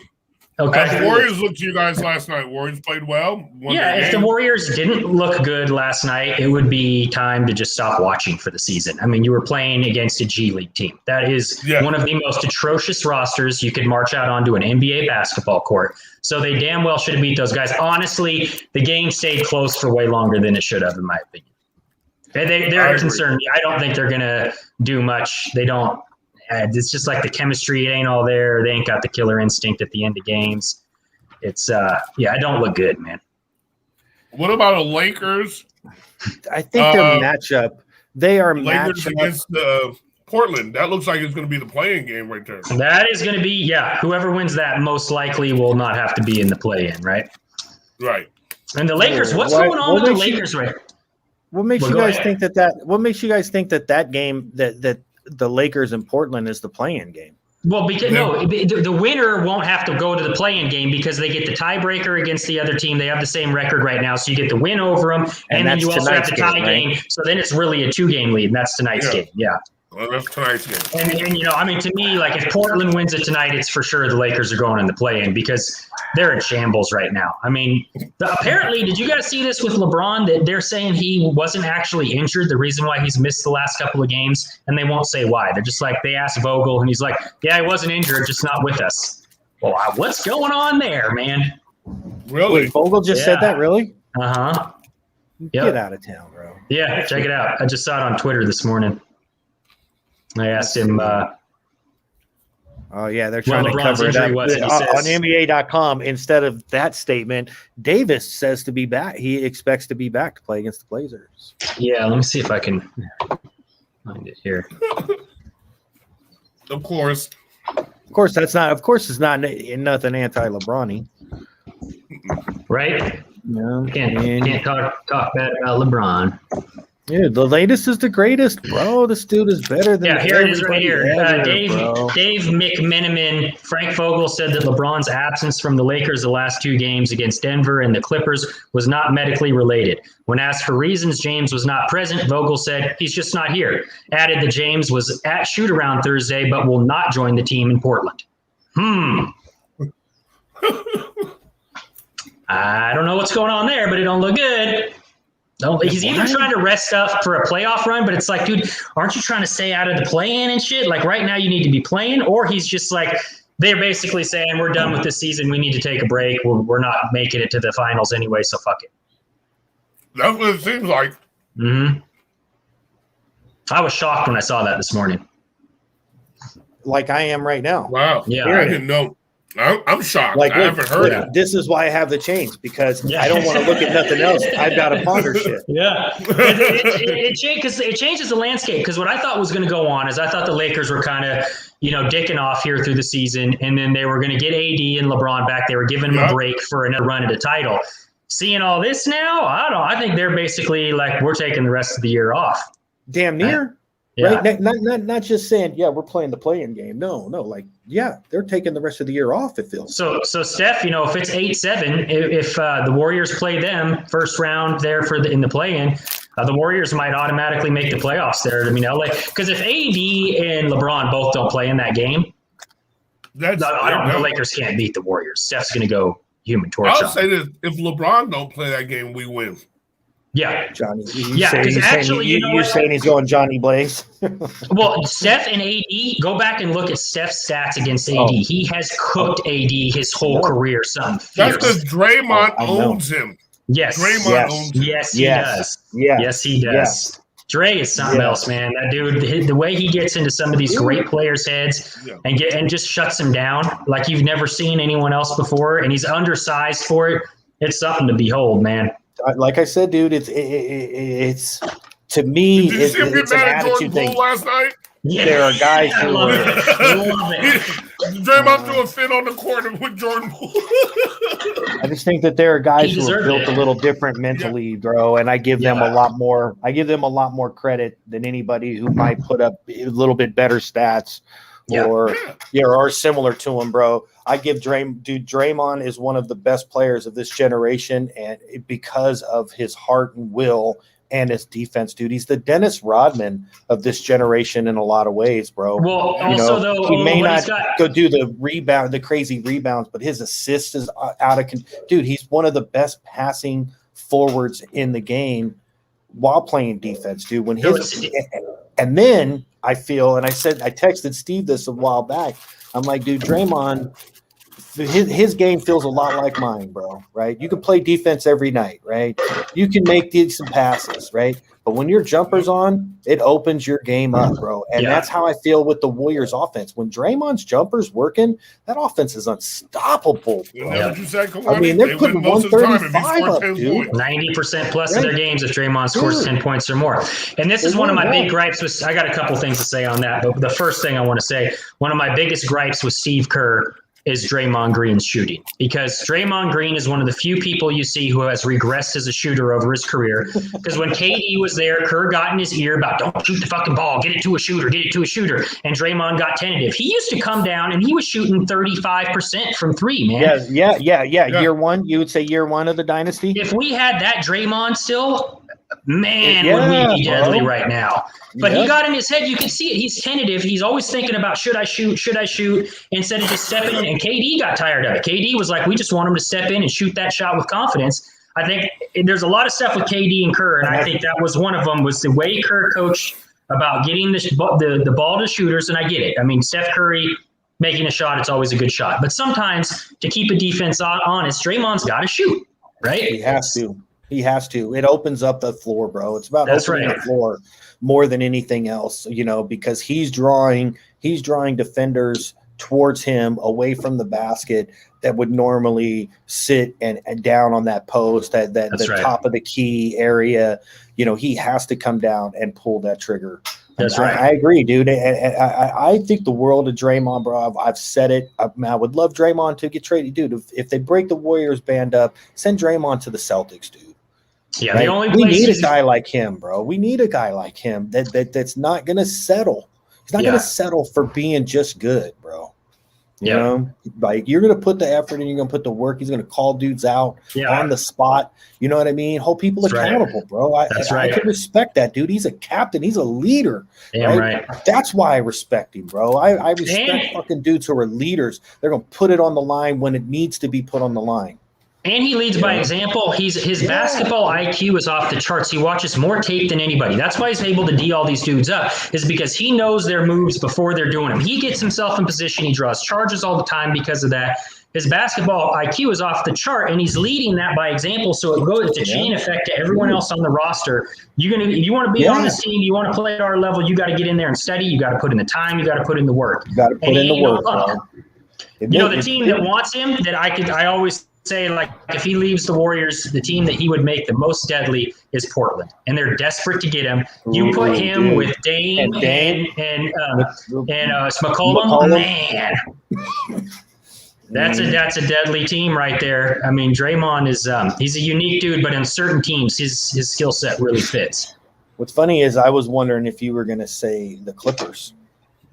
No, I don't think he fits on the Clippers. You don't think he fits with the Clippers? Mm-hmm. Not personality-wise, and not the way that they play and everything. Him and Paul George, and they would not do well. He could play with Kawhi, Patrick. That's a good point. Paul George is. I know, man. He's a weird dude, man. He's a funny style cat. Yeah. I don't. Paul George is exactly one of those guys you talked about, where Paul George is never going to be that guy to like stake his way with the team and say we're going to take this team. He's going to go coattail around. Bro. He's Pippen, bro. That's what I'm saying. But he's gonna by the time he's done playing, his stats, his highlights, being on ESPN, all this, he's one of the top 30 greatest players ever. I'm gonna have to listen to fucking guys argue that. Yeah. You know what I mean? It's like, no, he's not, dude. No, he's not, bro. Right. And that's why, and I hate to say this, okay? That's why I say some of these dudes are really just a guy, bro. Stop putting them in this upper echelon of fucking monster greatness. Chris, I think the just a guy thing is that we have, like, when you say just a guy, what I think and what you think are very different. Because if you're going to call Paul George, and I dislike him too. I don't like him. He's not just a guy, though. 1,000. That's crazy. Bro, is he one of the 30 greatest players ever? Is he one of the 30 greatest players? I don't believe that's what I'm saying, though. It's not going to get. It's going to get to the point where it's stats and things like that. Of the greatest players, you're just a Someone's guy. going to try to argue that. So, like, if you're like 33, the greatest players. No, that's not what I'm saying. See, don't stop trying to take the number and make it a firm number. That's not what I'm saying. Okay. What I'm saying is, at some point in society, okay. Mm-hmm. At some point in society, we are going to hear guys try to argue for dudes like Paul George as being greater than a guy, say, even like a Larry Bird, right? Because he scored 20,000 more points than Bird. He played longer. He's got more assists. He got more threes. Actually, I agree with you because I think they're going to say that about Carmelo. Bro, I mean, like, are you kidding me? Are you kidding me? Right? How much longer do we have to suffer through the latest being the greatest? Right? That's all I'm saying. That's the point I'm making. It's not about a specified number of there's 5 guys. There's a Mount Rushmore and nobody else. That's not what I'm saying, right? But I'm saying stop making it out like some of these dudes are have changed the game. No, they just played in it. You know what I mean? They just played. But they played well. I mean, they played above average. They played better than most, right? Yeah, there you go. Above average, better than most. But I'm not going to say, but dude, I'm not going to sit there and most. Just a guy means like an average. How about this? How about this? Who's a better player, Paul George, Carmelo Anthony? Carmelo Anthony, Paul George. I mean, in another Carmelo. 5 years, we'll ask that same question. What was the question? Player, Paul George or Carmelo Anthony? Are we really? That's a question right now? No, Carmelo Anthony is way better than Paul George. I'm saying give it about 5 more years and right. I mean, when Carmelo's still doing things right now, man. When you start putting stat by stat, what I'm saying is, when it's all said and done, this is the problem you're going to have, and this is because you missed part of the conversation. Mm-hmm. The whole just a guy thing, it's not about a Mount Rushmore. It's not about a top 5, top 10, top 1,000, right?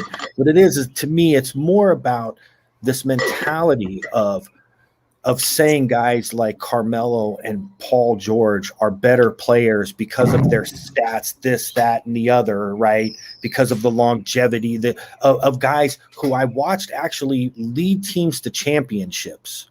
Mm-hmm. Do you know what I'm saying? Right. Mm-hmm. I mean, let's be real. There are guys out there that are under the age of 30, we'll say 30, 35, that will argue till they're blue in the face that Carmelo and Paul George were better players than Larry Bird. Oh, well, that they deserve to. I mean, I would beat the shit out of somebody if they said that to me. I'm swinging on them. That's the dumbest thing ever. I mean, but dude, I mean, you're going to hear it again and again. I bet if you knew a writer, if you knew a quality writer with a real following, teeth left, I'll tell you that. That is a ridiculous. If they were to ask that question, I think a lot of modern NBA followers would definitely probably come to that conclusion. That is, Larry Bird is an all-time great. He's top 5 in my opinion. I gotta believe Larry Bird, Larry Legend was something special, man. I don't know about top 5 player. That's really. That's how about this? Who do you how put about ahead this? of him? Let me ask you this. Above Larry Bird? Yeah. I can Okay, hold on. name 5 Is people Carmelo or James Worthy? I like Worthy. Yeah, I'd go Worthy too, I think. Right, but you guys also don't fit in that demographic. Right. Well, I watched Worthy play too. Right. Yeah. So think about it. If you ask your average NBA fan, I really believe that most younger people would automatically say, "Well, Carmelo." Really? That's crazy. Right? Carmelo Whereas you and I both know, all 3 of us all know James Worthy was not only just a quality offensive player, he was one of the best defenders in basketball at that time. And he had to face guys like Larry Bird and Kevin McHale in championships to win titles. Do you know what I'm saying? Right? You know what I mean? They weren't just, a Western Conference championship final players, bro, right? That dude was a fucking assassin. You know what I mean? And I hear it. I can hear it all the time. Everybody continuously it wants to replace the hierarchy with their generation of players. You know what I mean? And I'm not trying to dismiss their generation of players. I will point blank say, if you want to argue the latest is the greatest in MMA, I will absolutely agree with you. Right. But I'm not going to sit there and tear down dudes that I watched win championships, in places that they were drafted to, with players they had no say in taking and getting, and turning them into dynasties. Right. Turning the Bulls, winning 6 titles, watching Larry carry the burden of being that white guy in Boston to fucking championships, right? Watching Dr. J and Moses Malone win championships. We're going to dismiss these dudes and try to, because these young guys got stats in an era. But see, the thing about that's the thing, Chris, is the era. And that's what's lost in all of this is you have a totally different rule system now. The way the game was played back then is so much different. So comparing stats that's an idiot's game. If somebody starts doing that, comparing people's stats from this era to last era to support their opinion as to why someone's better, you immediately know that person should not be taken serious in a basketball discussion. In about 5-10 years from now, we're going to be doing the same thing with NFL players. That's going to have the extra games. I'm going to admit look, let's be honest. When we compare stats, we still forget that they played less games in the era of Jim Brown. I believe OJ played 14 games in his 14 season, in his 2,000 running his 2,000-yard season, and we're talking about players that are doing it in 60. So there is something to be said about the generation we grow up in and what we see kind of narrates. Now, as we try to learn about it, we learn about, okay, well, we got to take this into account. We got to take, right now that the generation isn't, you're right. If you ask a lot of people, the new generation watching basketball now, the whole watching LeBron and Carmelo, they'd probably take Carmelo over Larry Bird because they don't know. They never seen it. Astounding. But they never. But it's the same reason you have this major fight is about the LeBron forward I've seen that's Jordan. better than Larry Bird, bro. And it's not even close. I think those are the only two. If we're talking that I think are in another world. If you're talking about small forwards, LeBron and Larry Bird are probably the best 2 small forwards that I've seen in my I've seen play. Yeah. So where do you rank Larry then, Steve? Top 10 for sure, right? All-time great. He's definitely top 10 for sure, right? 10, top 10, but not top 5. I have him top 5. Because he was Larry's. You hear some of the stories about Larry that people tell you, like the behind-the-scenes stuff that was going on, the way Larry would talk shit to you and the stuff he would do. It was left-handed. 40 points left-handed against Portland. Stakes is claimed to being whatever you want. Come on. Bro. I know he's a goofy-looking white boy, but you got to give that dude his props. He was fucking good. Who do you put ahead of him? I got Jordan, LeBron, and Kobe. Yeah. What about Wilt? Magic. What about Magic? What about Here's Kareem? The thing, bro. That's like me trying to argue Bill. And that's right. And What about Kareem? Listen, Kareem's a legitimate one to bring up there. Kareem's the argument is this: who did you see? Who's your top 5? Right? Top 5. Did you see Will Chamberlain play? Also, Will Chamberlain was playing against 6-foot fucking grocery baggers, man. It's an irrelevant. It's not a fair comparison. I'll go a step farther. If you're gonna do that, then I'm gonna say this. I didn't really get Larry. I just started watching basketball later in my teens, so I barely got the Magic. 10 fucking rings. I barely got the whole I came in with the Jordan era is when I started watching basketball. So it's those guys, watching the Patrick. Yeah, that's kind of when I came into, but I got the tail end of Larry Bird and of Magic Johnson. Yeah, it's the tail end. So if I had to put my top small forward, it would be LeBron because I watched his whole career over Larry Bird. But if I have to I put LeBron ahead of him too. I agree, but as you're doing your top 5. So Larry to me comes in at 4 or 5. I put him ahead of Magic. And that's I think the big debate point there is: do you put Magic ahead of Larry or Larry ahead of Magic? Right. And so we leave. I think Larry was a better player.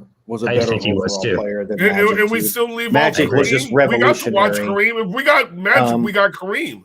Right. Kareem still goes in there, and that's 5. And that's my 5, actually. I have Kareem ahead of Magic as well. I actually have Steph Curry ahead of Magic. That's going to rile people up here, but I have Steph ahead of Magic as well. That's fine. I can live with that. Steph ahead of Magic. And this is my dilemma with this question. Where does Tim Duncan land on your list? Tim's a tough one. Tim's a tough one. He's top 10 for me. I like Tim a lot. If you're saying top 5, are you just saying top 5 accomplished players? Top 5, only 5 No, who do you think are the greatest? Who are you the guys that when you're talking top 5, it's like who's the Mount Rushmore of the NBA? Who are the guys that changed the game, that were the best players in the game, that dominated, and had Bill all Russell's around got to be on there, right? Bill Russell's got to be on there, right? Maybe. I don't ever see him on a list, and I didn't watch him play, so I don't know. He's got the most rings. Well, that's not irrelevant. That's once again, you're going to an era where you had such a discrepancy in talent, and the game was in its infancy then from like a X's and O's standpoint. As much as I hate to say it, this is my Mount Rushmore. All right. Okay. This is and so that's 4, right? My personal Mount Rushmore, right? So I'm going to do it per era, okay? I'm going to say Bird, okay? I'm going to say Jordan. Mm-hmm.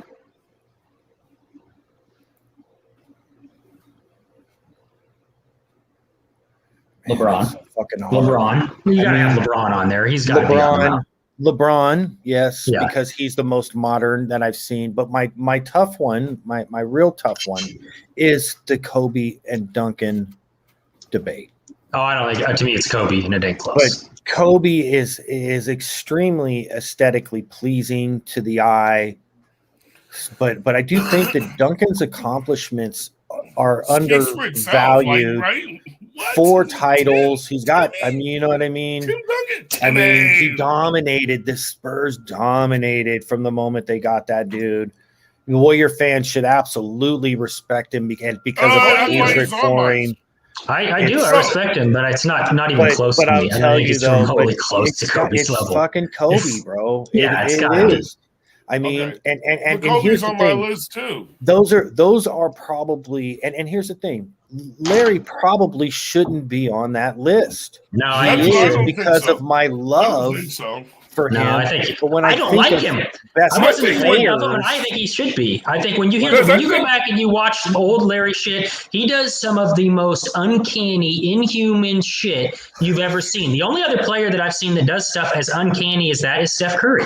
And Larry was a better all-around player. Larry was a good defender, too. He was a good passer. He was fucking a great player. Larry gets a lot of slight because he's a goofy-looking white boy.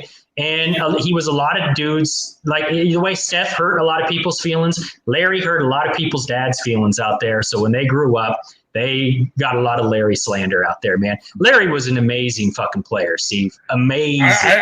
Again, Yeah. I The fact is there are 10. a lot of dudes. I just don't put him in my top 5. You put Tim Duncan in your top 5, though? Are you saying you put Tim Duncan in your top 5? I mean, let's see. When was Tim is up there though, but no, I mean, I didn't think when we put our top 5 and we started moving around and stuff.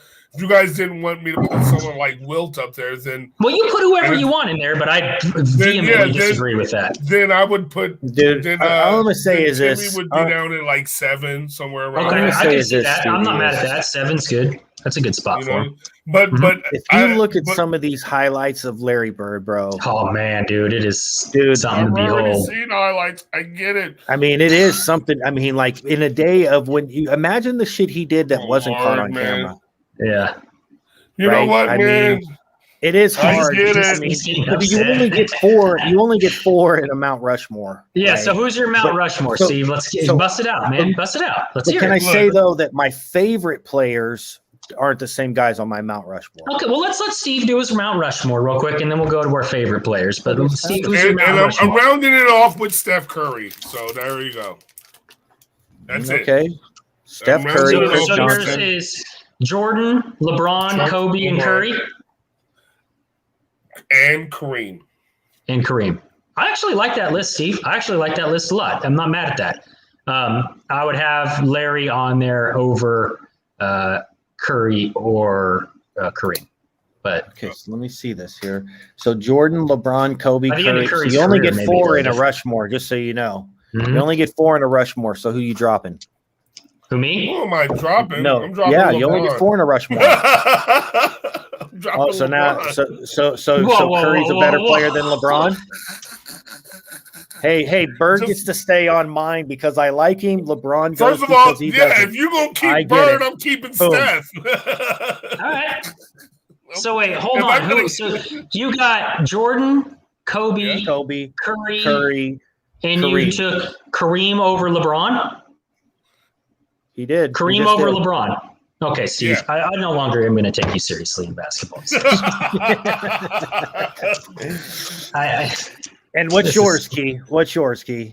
Jordan? And my 4 is Jordan number 1, LeBron number 2, Kobe number 3, Bird number 4. And to be honest, it's not even Kareem over LeBron or any of that stuff. It's actually Steph over, because to be honest with you, Kareem would have been high on my list. Yeah, of anyone. That's probably true. Anyway. I just don't like Steph. I love Steph, and I think by the end of Steph's career, Steph might be on my list by the end of his career. If he gets another title, he's on that list for me for sure. Right, so can I say my Mount Rushmore? If I was to actually had enough money to build a Mount Rushmore and put my 4 guys that I like, only I like. I see the caveat. Yes, only me. This is fucking mine. This is CRSJ, motherfuckers own mine. Yeah, would be Bird, right? Kobe, Jordan, and Curry. To me, those 4 have all done incredibly special shit in their generations. That's aesthetically pleasing, fun to watch. That's just you're like this, right? And I think that LeBron has had those moments too. Not nearly though. You know what? The same. He doesn't do the stuff where you're like, he's a physical specimen and he's a great player. Not even close, Curry, right? And the ratings, and the thing is, I don't think he's a better player. Look at NBA ratings when Curry's not there. Look at NBA ratings when Curry's there. Curry drives ratings. It's documented, verifiable. Dude, they should just, dude. I guarantee you this: they could show his fucking warm-ups, bro, and people would tune in to watch. I'm gonna tell you what it is. I'm gonna tell you another thing that it is when you're watching a game, like you notice it too. Like when I'm watching it with friends and stuff, they watch how much Curry is running without the ball. Yeah, he don't even got the ball, and this dude's all over the court. Dude, and I'm like, they gotta run through those guys and keep up with this guys. That's bro. That's why that dude, he's just running through picks all over the goddamn court. That's why that's my Mount Rushmore. You know, Skip is all over us. We following any of this. Don't know if you know, but yeah, that's my Mount Rushmore. That's my 4. Those are the 4 I've wanted to watch. If I could only watch again those 4 players, that's who I would want to watch in my lifetime. Right. Let me get into some of Skip's stuff over here. Nice. Gluttony in my nature can do their super sleep. What does that even mean? I think is that English? Kiwani Tonto, he's calling you an Indian, bro. Yeah, that's all right. Native American. Get out of my country, motherfucker. Try me. This is my land, bitch. Up there near Blackfoot country. Yeah. What is it? What is it? Butte, up in Butte, right? Isn't that? Don't they? Is it a Blackfoot reservation in Butte? What is it over there? Butte, I think, has the Ishi. Yeah. The Ishi tribe. What was that? That was. I thought they were part of the larger Blackfoot. Wasn't the Blackfoot? It might be up here. It's Maidu. Where I'm at, it's Maidu. I forget what Butte has. Maidu's where I'm at. Yeah. I thought like when they did the old, because I only remember, you know, obviously old American maps, right, of not all the smaller tribes, but they would say like the Comanche was here, the you know, the Apache, you know, the Seminole, and the, you know what I'm saying. I thought this was like the Blackfoot, kind of the western area, you know, because like I know there's a number of different tribes up here. There's like 4 or 5 up here. Yeah, the Maidu had all of Plumas County up all the way, I think, towards like Alturas, and then Ishi. Well, I forget, he might have been Blackfoot, but the Ishi Wilderness is just over into Hama County for sure. And so whatever tribe he was is Hama County, and that's just north of Butte. That's the one that's right north of where the flat top is, right, that they have up there, the, you know, the Butte Mountain that they talk about, Table Mountain, right? Is it north? That's the one that's north of there? Yeah, kind of. Okay. Yeah, cool. Education, yeah, Indian education today. That's off of Highway 5 too, right? Like you go into Tame on 5. Yep. Yeah. Yep. I know where that's at. Yeah. So okay. So we all agree with Chris's personal Mount Rushmore, right? That's about the same as yours. Oh no, you wouldn't have Bird on there, right, Steve? No, I would have Kareem instead of Bird. I would have. It would have been the same, except I would have put Kareem over Bird. Yeah. So your actual top 5 and your heart top 5 are the same thing, because that's why I don't take you seriously in basketball discussions. Well, first of all, we all just go with your heart. I should have known that already. We saw the Niner thing. He picked his fucking receivers as like top 10. First of all, you're worse than a Raider fan.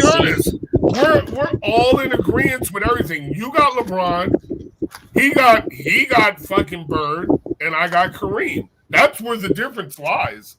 That's it. You got, you know, he got Bird, you got LeBron, I got Kareem. I got Bird too. I got Bird. He doesn't have Curry. He doesn't have Curry on there yet. Oh, you don't have Curry. My personal one, if I was going to do my heart, I would do Curry on the heart one, but on who I think is the Mount Rushmore of like right now best players. Curry's not there yet. If he gets another title, I put him there. Jordan and Kobe are 2 undisputed in our lifetime. I think that's easy for us. And then the other 2 becomes preference. Kobe is not unanimous with other people, though. If you got to do what I've been watching, then Tim Duncan's got to go on there.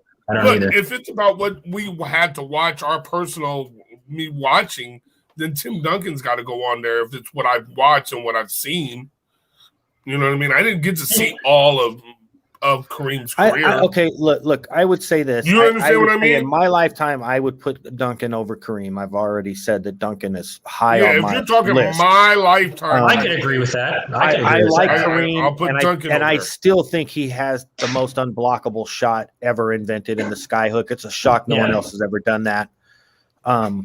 But no, Duncan's look at how tall he was doing that shit. Right? His accomplishments are great. Scheme fit and assistant player. Duncan on other teams is not nearly that player. He fit that scheme perfectly. It was one of those perfect marriages. As a Celtic fan who should have had the number 1 pick that year, bullshit. He was going to come win 5 for us. Well, yeah, maybe. Well, we got robbed by Didn't he win one in Milwaukee, right? Fucking hated us. Was it Milwaukee? Didn't he win one in Milwaukee? Who? Where he got drafted, Kareem, or no? I was talking about Duncan. Duncan won 5 with the Spurs, didn't he? Yeah. Duncan won 5 with the Spurs. Yeah, that sounds right. That's why he's got to. If you're talking about what I've watched and what I've gone through as a fan, honestly, I have Duncan. By over far, LeBron. Duncan's got to be in there. Is Duncan over LeBron then, Steve? He's got 5. Yeah, he's got more championships, and I've watched what he did to one team. But LeBron would be on that list too. You guys are real good at taking one category and turning that into a justification to say some preposterous shit. Okay, we're gonna go rings now. So rings mean everything. It's like, okay, he's got 5 rings, so he's better than LeBron. Yeah, get him LeBron off the fucking list. We're gonna ignore watching the guys in the eye test. Tim Duncan, if you needed to go get a win in a game, you're not gonna go, hey Tim, go out and score us fucking 80. Ain't going to fucking happen. Kobe Bryant will throw that motherfucker on his back and do everything. He will win you a game. He will will your team to a win. How about this? Duncan will not do that. He does not belong on that list. His point is so well taken. And it's funny that he says that. Yeah, it's like if you just say rings are the thing, right? Okay, we'll get back to that debate. But you're right. The fact is you got 3 seconds on the clock and you have to inbound from your court, from under your basket. Yeah. You giving it to Tim Duncan? Hell no. Or are you giving it to Tony Parker or Manu Ginobili? Right? And then are you giving it to Curry? Question. Are you giving it to Curry? Depends on the team. What team are we talking about? Was KD there? If KD's there, I'm giving it to KD. I'm not Max Kellerman. I'm not saying Iguodala. Okay, but now, I would like to go back to the Duncan debate a little bit versus LeBron, which I actually kind of believe is valid. From my heart's perspective, I like the fact that Duncan did what he did in one place with one team and one organization, the way that, in my mind, I like to see it done. Mike did it. Larry did it. You know what I mean? Right? There's something to be said for that. And I seen LeBron go and coattail, right? I seen him get recruited, not once, but now twice, right? You know what I'm saying? That means something to me, man. It really does. Seeing Curry do what he did at Golden State, bro. Like fucking Golden State, the laughing stock of the NBA at one point, dude. You know what I mean? Still selling out. And people don't know that, but you know what I mean? To do that, man, that's so much ranked so much higher, in my opinion. And I got a lot of love for Tim Duncan, even though I hated the fact he didn't end up with us. We ended up with fucking like Ray Mercer or some shit like that, or fucking Kenny Anderson and Ray Mercer. Yeah. Chauncey, I think it might have even been Chauncey Billups. I fucking know so many blown draft ping pong opportunities. I mean, it's just like, oh. And I remember that year too, bro. It was Tim Duncan and Keith Van Horn. Oh, God. And Keith Van Horn got drafted to the Nets. Deserves them right. That's why they were terrible. Bro, it was terrible. But choosing to stay at a franchise does not equal the quality of player on the court that you are. And and here's the thing, and Tim's accomplishments are unfounded in his era, bro. His he did it with two different type of teams. Legit. He did it with two different types. He did it with Robinson. With Robinson as a Robinson and still the same system. Or something Purdue. They were running like 3 centers on a goddamn court at one time. Look, bro. Dude, that's like saying Mike did it. Mike did it with 6 different systems because it's 6 different starting centers or whatever. I'm just saying. And then, he did it with B.J. Armstrong, Steve Kerr, Craig Hodges. I mean, dude, come on, bro. It was Tim Duncan, Manu Ginobili, and Tony Parker. Yep. Pretty much for the majority of that, right? Yep, Robert Horry got a couple. Robert Horry was around for a handful of them as well. Big shot Bob. You know what I'm saying? Right? After he won a couple over there in Houston, right? You know what I mean? So, I mean, it's not like they were devoid of talent. during that era. Once David Robinson ended up retiring, I mean, didn't Robinson get like 2 or 3 of those 5 before he left? I think he got 2 of them. 2 of them, yeah. Right? You know, I mean, so, but don't get me wrong, right? I think that Duncan's situation that he went to being the Spurs that year, they sat Robinson, you know, purposely to help ping pong their way up to it. You know what I mean? You know, I mean, and it worked. It paid for him, bro. And it paid 5 rings for him, you know, and Tim was the mastermind behind all of them. But again, from my heart, my eyes tell me that my favorite players I've watched go Jordan, Kobe, Bird, Curry. For sure. That's my favorite, right? So if I was funding a Mount Rushmore, those would be my guys. And I don't dismiss the things that other things I've seen. Dude, seeing Curry's just the energy, the way that he changed the Bay, bro. It's like it's how I feel about like Buster Posey, bro, as a catcher. Right? Buster Posey's the best fucking catcher we've seen since Johnny Bench, and no one says it. And if you use that type of terminology, the only person I could take Kareem out for would be for like Magic. The way I saw the way I like to watch Magic play. Magic used to. I mean, I hated the Lakers. It was like watching the Bulls. You didn't like this team, but I'd watch them. It was fun to watch. Magic, dude. you know what I mean? I get that. And so I did do that for him. You know what I mean? Like, I mean, I do that for LeBron too. I mean, I'll tell you, it was a different feel for Magic. When another guy in my top 10 is Hakeem Olajuwon, bro. Hakeem was the dream. Hell yeah, he was nice to watch. I love watching Hakeem, bro. Right, but again, and this is the thing: do we begin to separate bigs from, you know, everyone else? Right? I mean, that's the point with because it is like differently aesthetics as well. It's different watching, like you said, when it comes to Kimmy watching them play. I'd rather watch Antonio a little bit of like, look, dude, Kimmy on the block was a beast. It was just left boring. hand, right hand, bank shot. People hated it. Exactly. Right. Exactly. You know, the team in the shake. Yeah, it's so. You know, again, I just think because most of us are averagely small, seeing the smaller athletic dude makes us believe that we can do that. We can generate that. Being the guy who's fucking a monster tall, doing what they do, like I can never stand a chance at being a Shaquille O'Neal. I disagree. I've got a chance at being, you know, I can at least pretend to be a Kobe on a court. I don't think so. I think it's like in fighting, being the big man down low is like watching when you have a wrestler out there who's taking people down and wrestle fucking them. When you have versus having a striker out there with space and fluidity of movement, it's aesthetically pleasing to watch. It's much more, you can see everything that's going on. Watching those smaller dudes is just funner. It's not a matter of relating to it. Yeah, that's what I really mean. think it's just better to see, though. It's not a matter of relating. That's what I'm saying. But no, but I do. I think that it's that, but I also think that it's more relatable to us because average men can't do what big men do, bro. We can't go and be 7-footers and block shots. That's not the game that any of us grow up with. From the time we fall in love with the game, we're taught to dribble, run, shoot, and pass. If you have we're not really taught to put your back to the basket. If you got a little hoop at your house, everybody can go do big man moves on that hoop and dunk and do the shit that they do if you bring it down to your level. What we can't do is go out there and do what Kyrie does and put shakes and moves on like that. That's why it's better to watch. I don't think it's more relatable. That shit to me is like crazier to see. Seeing what Jordan did, when any of those dudes have done what Curry does on the court, the idea of trying to do what that dude does is like trying to learn Chinese and speak it fluently tomorrow. There ain't no way in hell. I don't think that's more relatable at all. The big man moves, when you watch how they play, all it is I'm not as tall as them, but the moves and what they're doing is not nearly as impressive. Okay. 2 quick points, right? All right, 2 quick points. First of all, humble brag. I have played hoop within the last couple of weeks. Okay.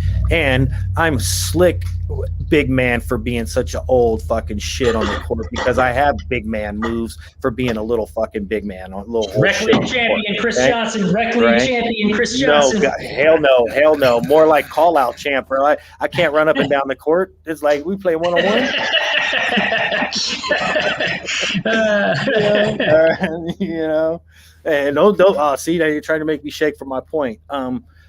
No, bro. I want to be like Mike, bro. When you see Curry out, dude, all these kids out there, they want to be like Curry. They want to be like Mike. They want to be like Kobe. And they can't do it. You know, only educated basketball people see the aesthetics and how a big man works the box, right? Kids see dribble, shoot, run, jump, pass. Yes, son. My wonderful. Right here. Where are you going? Going to the Sacramento Mall. Are you? Yeah. Just you? Okay. You going to Sacramento? Taking him? Down. He doesn't want to. Doesn't want to? Yeah. Maybe you should tell him you need to. You need to get out of the house. Go get some fresh air. Go see some chick's ass or something. Wow. Right? I mean, hell, you guys are that age. How could he not want to? Right? Solid parenting. Solid parenting. That's why you have the girls. Love you, buddy. Yeah. I mean, hey. Life skills. Oh Yeah, shit, we're that's live. right. My bad. My bad. I forgot. Oops. But no, man. I don't know, man. A big man down on the block, it ain't complex what they do. So there's a few guys out there who like Nikola Jokic, and that's a guy we forgot to mention yesterday with the young guy conversation because he's only 27, or maybe even 26. And I'm not a big Embiid, Joker fan. Embiid. You're not a big Joker fan? Are you fucking kidding me? Bro, he destroys dudes on the box, bro. That's what I'm saying. It's a lost art, bro. It's a fucking lost art. Now dude. you want to talk about the art of big men? Watch Jokic play basketball. Yes, so you're telling me that's crazy to me, Steve. That you would say that's one of the few guys out there. Big man footwork is legit, bro. His big man footwork is legit. That's goddamn right it is. He's the least athletic big man you'll ever see, and he's undersized, and he is wrecking people because of his basketball IQ and his footwork. And it's footwork, beautiful to watch. It is. Fucking shot he's got, that high shot, I mean, he's unblockable. From behind the head. From behind the head. Yeah. I love watching Jokic. Jokic is one of my, probably behind Dame, the next guy I like to watch besides the Warriors. I like Luka. I'll take Luka.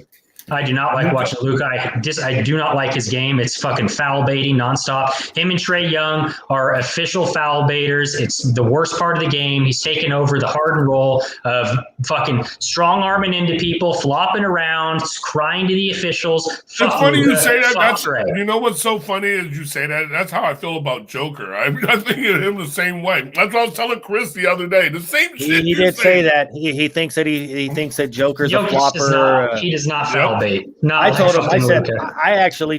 I kind of said that. I said actually, I think he's more like a freight train. When he gets going, dudes kind of get in the way. You know what I mean? They have to manhandle him, and that's why he's really good at getting angles. He's very strong. His angles and drawing contact, legit, bro.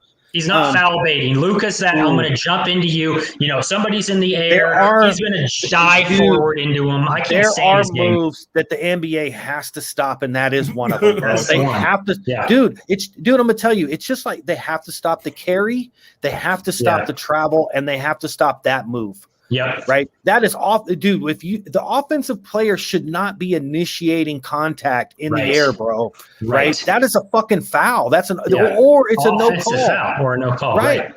Right. It's not a fucking defensive foul just because they jumped into him. Right. Oh, pump fake. Beyond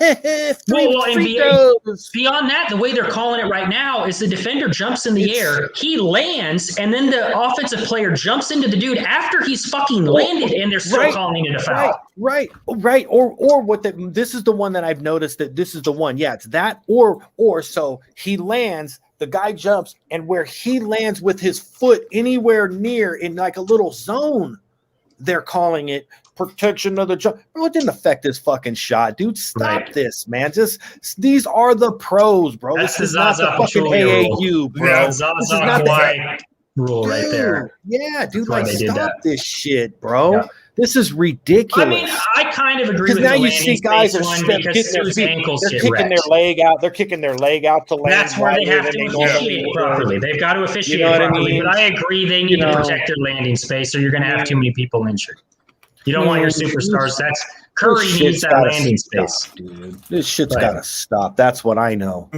Some of these things have to stop in order for the game to get back to being. You like Luka? What do you think of Trae Young? Sucks. I don't like Trae Young either. Yeah, okay.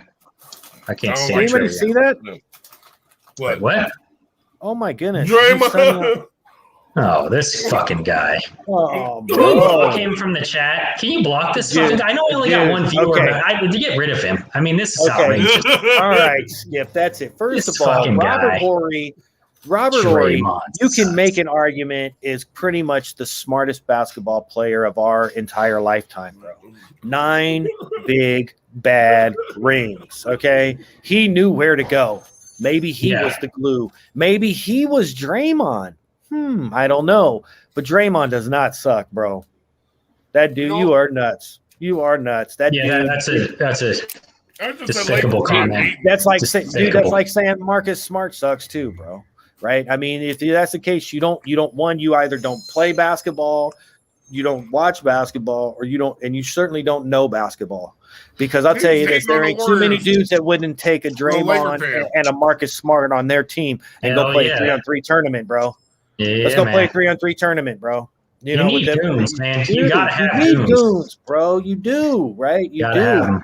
You know what I'm saying? Matt Barnes stayed in the league for so long, man. Matt Barnes' game was. Now you want to talk about somebody who wasn't very good. Matt Barnes is not very good, but he was a goon. You brought that dude on the court. Somebody giving Steph a hard time. Put Matt in the game. Let him get a couple fouls real quick. Right, hard fouls like ready. Yeah. Back up off my boy. Oh, wait a minute. Right. Leave Joker a lot. I think he meant alone. That's the goofy white boy. He didn't do what he can do. Okay, Skip. We're going to need you to go ahead and forward us the Skip the Trip translator to get through some of this. Right? Real talk. All right. If I wonder if he's talking on the phone trying to do the text. He might be talk to text, yeah. But he might be saying leave Joker like he don't like Joker, like leave him out. No, I think he's saying leave him out. Oh, like he's crap? He might be, because he's calling him a goofy white boy, and he didn't do what he can do. Oh. All right. They're using their ability to be able to score with athleticism. Who's he talking about? Maybe Joker? Not Joker. Let me ask better not be talking about Joker. We really know Skip does not watch basketball if that's what he's saying about Joker. There's no way in hell. He's talking about someone else.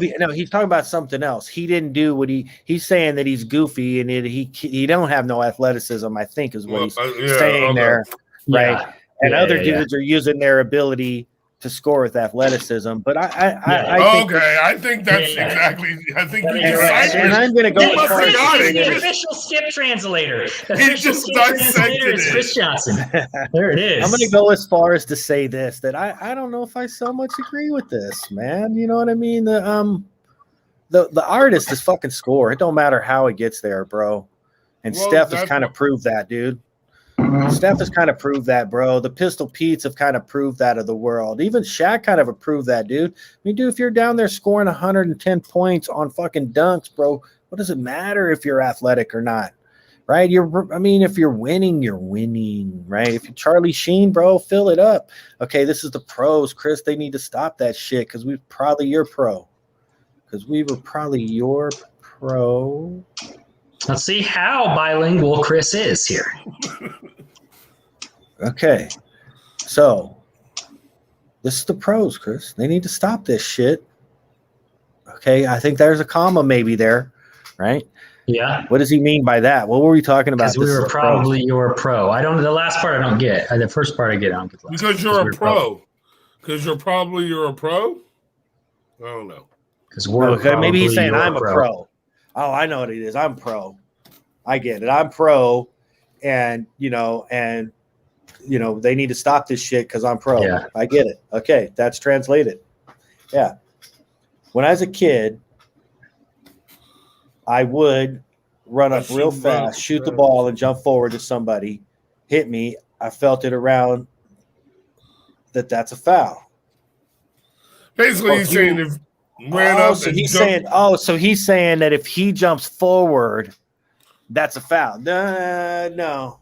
Again, it's who initiates the contact. Right. Determines whether the foul is called or not. Yeah, right? But it doesn't. You can't go and run up a dude's back. You Right. can't go run up a dude's fucking back, right? You know what I mean? Right? Okay, so let's see. But that wasn't basketball. That's why certain old cats said, no, he can't play right now because basketball is a physical game. Basketball is a physical game, and I agree with that, right? But I think it should be more physical than it is, to tell you the truth. I think they should allow a little more hand checking. They should allow defense to get back involved in the pro game. That's the problem. I think dudes are super skilled. in today's it would really sports, highlight. It would take this argument away of automatically saying Trey Young is one of the greatest jump shots ever, and proving that Steph Curry does. Wait a minute. Right? Because when you start running a little bit of defense involved, right? Skill, cream rises to the crop, rises to the top, and I think that's when you start to see that separation. Right? Yeah, not the best. I mean, I think the game needs to get a little more physical. You need, but you can't allow offensive players to exploit these things, bro. I mean, this is Bill. Right. This is almost Bill Belichick running off 3 minutes of the fucking game by taking silly dick penalties that doesn't really amount to anything. Yeah, you know what I I mean. totally understand. I understand that part. I mean, shit. The game's different, though. It's just the way it's going right now in all sports. All they want to see is more scoring. It's all offense and highlights. All sports fueled, and so that's where all these games are going towards. So we can hate it all we want, but that's what it's going to. That's where it's going towards. Well, but there's a point of diminishing return, and I think the NBA has reached that point with the scores of the games. Like scoring starts to become less and less meaningful, right? Like, I mean, it's at this point now where when you come down and you get 2 points, it's like, yeah, whatever. If you ain't hitting a three, that shit don't even matter anymore. So if it continues in that direction, you're going to not have a competitive, watchable product out there, especially with the fouls. If you're going to call everything a fucking foul, there's certain guys out there foul baiting. Harden did it. Now it's Lucas, the worst one out there doing it. Trey Young does it. It ruins the game. That's not fun to watch. I don't care how much scoring there is. And here's the funny thing about that. You say that, but watch what happens when these like say the East finals and they get to the finals. You're gonna have a team like the Nets, they're gonna be winning games 135 to 119. 128. But that's because they colluded to get 3 of their fucking top 10 players in their league right now together. 3 of their top 20 players in their league together. They're right now. Why play defense? We can outscore everybody. Yeah, and that's cool. If that's their strategy, that's cool. But when you get in the playoffs, though, they don't call the game the same. You are allowed to play more physical in the playoffs. So I'm curious to see how that goes over with a team like the because that could, what if they have to go and play the Knicks and all of a sudden they're letting the Knicks play real physical with them? You got the Battle of New York over there. That could get real interesting, man, if they let them play physical. The way the Knicks slow that pace down, I can see the Nets having some trouble. I'm not ready to anoint them because they don't play no defense. Yep. I get it. I think in basketball, you have more control when you have 3 stars like that. Like, you have more control of your situation. Like, I felt like there was only about 3 or 4 teams, like we said earlier, that can compete for this finals. And if one of the teams destructing right before us, we're talking about the Lakers just disintegrating. Now we're only talking about 3 teams that can really compete for a title. And the best team out there, now you're hoping they play someone like maybe the Clippers on the West Side to beat their ass. Like, I don't see a team out here on the West. I like the Suns, and I like Utah, man. I think Utah and the Suns are okay.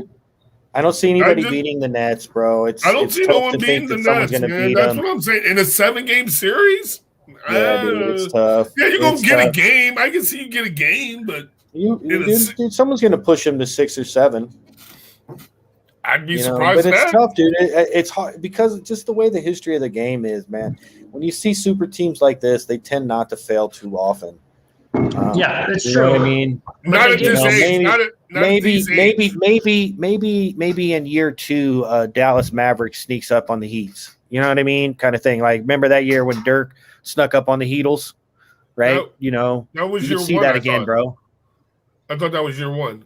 Yeah, and I think that's actually get them now before they have a chance to gel. They've had COVID. They didn't get a chance to play together, and then motherfuckers have been injured off and on all season. They haven't played together as a unit, and now we're expecting them to come in there and play against these cohesive teams like the Knicks and the Bucks and these guys who know how to play together. And I'm not so sure they get there. I mean, there's no doubt they're the most talented roster, but I would not – I like out of the West, I like the Suns and I like Utah. They both shoot the lights out from 3-point and they play solid basketball and they both play fucking defense. And we'll see. I wouldn't be surprised if either of those teams can beat them. I mean, I think yeah, I mean, I still leave it to the Clippers. I mean, fuck, I would have said the Lakers, but fuck, who says they even make the playoffs? I mean, I look, man, I get the whole thing with the Suns, and I get the whole thing with the what do you call it, with the Jazz and shit. But my thing is, all right, take the Suns for instance. Just what if Chris Paul gets hurt like every year in the playoffs? Every year in the playoffs. But I'm just saying this. I'm just saying Chris Paul, as we known him for as long as Chris Paul's been fucking and he's playing. Old. Yeah, I feel as long as Chris Paul's been fucking playing, not just from the Suns, but from the Clippers, from OKC, from wherever he's been, he gets hurt. Yeah, but you can say that about any team. You can say that if their jail guy gets hurt, they're in a lot of trouble. So we're assuming all things are even. Assuming all things are even. No, there's not any injuries. We're assuming that about the Nets too, right? I mean, the Nets have been dealing with injuries with these guys all year long. Yeah, but the Nets can win with one of those guys injured still. No, not against the elite level teams. I don't know that they will, especially in a playoff scenario where you're allowed to play more physical. I think barring James Harden getting hurt, I think you can lose Kyrie. How about that? You lose Kyrie, you can still win. I agree. All right, no problem. You keep James Harden and Kevin Durant, and you're winning. Yeah. But they have a real good shot for sure. Yeah, they're still the favorite. You'll be the favorite. How about that? Yeah. There's no guarantees and nothing, but you're the favorite. Yeah, but I'm just saying that I'm not so sure that I'm ready to anoint that team. I don't think that I see a lot of possibilities to beat that team. Are they the favorite? Yeah, they're the favorite. Yeah, and that's what I'm saying. Like, we can say we don't want to anoint them. That's the way. Yeah. That's really the way to say it. We can niche holes in every other team too, right? Yeah. Like at the end of the day, we can always. So we can pick and say, well, they haven't really played. We don't know what they're gonna. But we can pick holes on every other fucking team. Like that's just how it is right now. Okay, well, what holes are you picking on Utah, and what holes are you picking on the Suns if they're healthy? Assuming the Nets are healthy, even if all the Nets are healthy, you can pick a hole on them and say they don't play fucking defense because they don't. No. It's not even. To be honest, it's not even that. I mean, I don't even know the teams like that. Like, so I can't even get into that. Like I said, when it comes to the Suns, what holes can you pick when you have a team that's got the best record? So you're going to say to yourself, what do you think they're going to do when the playoff pressure hits? How do you think they're going to react to that? You think they're going to fucking make it to the finals? No, I don't think no one's. They got a leader in Chris Paul who's been there, done that. I mean, I know he hasn't gotten to the finals a lot, but he's totally get it. He might be the player I'm rooting for to get a ring. You know, more so than most other. I wouldn't. To be honest, I would not even be mad at it. I wouldn't either. I've always liked Phoenix as well since the Kevin Johnson days. So, I'm just saying, look at their roster though. Chris Paul playing the point. You got Booker. You got what's his name? Bridges out there can shoot the lights out. You've got Ayton at center, and they've got old boy Jay Crowder too, right? And that dude is one of those dudes in the playoffs. He is such a invaluable player. He's the kind of dude Bridges is the dude that people sleep on, bro. Yeah, Bridges is a dude they sleep on. That dude's fucking good, bro. Good. I'm just saying, that's a solid fucking team, man. No, look at the record. The record proves it. No one can deny the. But that's what I'm saying. You're saying we can poke holes in the roster. I'm saying look at their roster. I don't think there's a lot of holes to poke. I think they got guys that play their roles perfectly. I don't think. I think that's the reason why they don't. Who's picking them to win the West? Well, the West has been up in the air because of the situation with the Lakers. So everything was the Lakers, and then now we're all seeing, well, the wheels have come off in Tinseltown down there. And so who is the next team? The Jazz were playing the best most of the year, and then they kind of started to fall off. The Suns played consistent the whole year. But that's only now. I mean, we're still talking about the Suns. No one was ready to believe the Suns. Old-ass Chris Paul and this team that can't get right for years. I can tell you even last year when their little end of the season run, I was like, yeah, Devin Booker is great, but I can't wait. Yeah. Man, Danny Ainge, use your assets. Bring him to Boston. Bring him to Boston. That's all I can think about. Right? Did I see this? Hell no. They had to prove it through the season. None of us saw that. And that's why I think we're late to the game on the Suns, man. I think the Suns can do it, and I think Utah can do it. And maybe the Clippers if everyone's healthy out there, but I don't believe in Paul George. P. I don't know, man. Look, I mean, I can tell you this. I'm a fan of leave Joker alone. I'm a fan of tonight's fan of the game. Joker. Let's go Okay, Portland. good. That's right, Skip. He's a That's fan right. of the Joker. Me too. He told Yeah, I me, thought he I just told you texted that, me, leave Steve. him alone, man. Yeah, that's right. The Joker can Can't ball, defend man. I love the Joker. No, I am a fan of this play-in because if Portland wins tonight, the Lakers are in, and I think that if they're in, they're gonna have to face the Warriors, and I think they're in a world of hurt if they do because Curry might drop fucking 70 on them, bro. You know what I'm saying? So. He might literally fucking and then dedicate it to Kobe for crying out loud. Would be beautiful. You know what I'm saying? Right? And they wore them Mamacita shirts to the game the other day against the Pelicans, and Kobe's wife thanked him and everything. They're definitely quick to jump on that kind of bandwagon. Dude, would not hurt my feelings one iota to see that happen. He turns around, he drops a 70 burger on the Lakers in the playoffs. He dedicates it to Kobe, you know, sells his shoes and his jerseys, gives all the money to Kobe's foundation kind of thing. La, la, la, laugh, laugh, laugh, ha, ha, ha. Right. And then the other thing that I really liked is there was some help last night that put Boston in a good position to not be in the play-in game if they can handle their business down the stretch. Yeah, so that's why Chris likes to play in now. All of a sudden, because Boston's not necessarily Now tomorrow we might have a whole different conversation, but right now I'm all on board. I am all on board. No, I feel it, man. If you're that team that's in the 7th spot, that sucks. That sucks because you're solidly in the playoffs in a normal year. And now all of a sudden you might be bye-bye. You might not even make it. Yeah, bro. You could literally be gone, bro. Like Portland. And the thing that's kind of fucked is I don't know that it'll happen this year, but you could have a situation where you have a team that, say, has like 40 wins, loses their first play-in game, and then has to go against a team that won like fucking 32 games, then lose to them and be out of the playoffs. And that would be kind of tough because you play all season, you outplay, you've got a 10 game better record than them, and they knock you out of the playoffs. It can happen. It can happen in this scenario. Exactly. Yeah. Exactly. Right. Especially like I was telling Steve was when I look at, man, if you're the Warriors, do you want to have a home game or do you want to go onto the road to Portland at first? Right. And obviously the preference is to go on the road to Portland and play we were just talking about this yesterday and have a chance at 2 opportunities to get in a sense. Do you know what I'm saying? Mm-hmm. All right. That's what you're playing for. 2 opportunities. As opposed to, well, do you really though? Wouldn't you rather just be at home? Let's fucking splash. Let them just fucking splash by the bay because you're hosting the second game, more than likely. But that's is that right? No, you probably have to be on the road anyway, right? Because the loser. Anyway.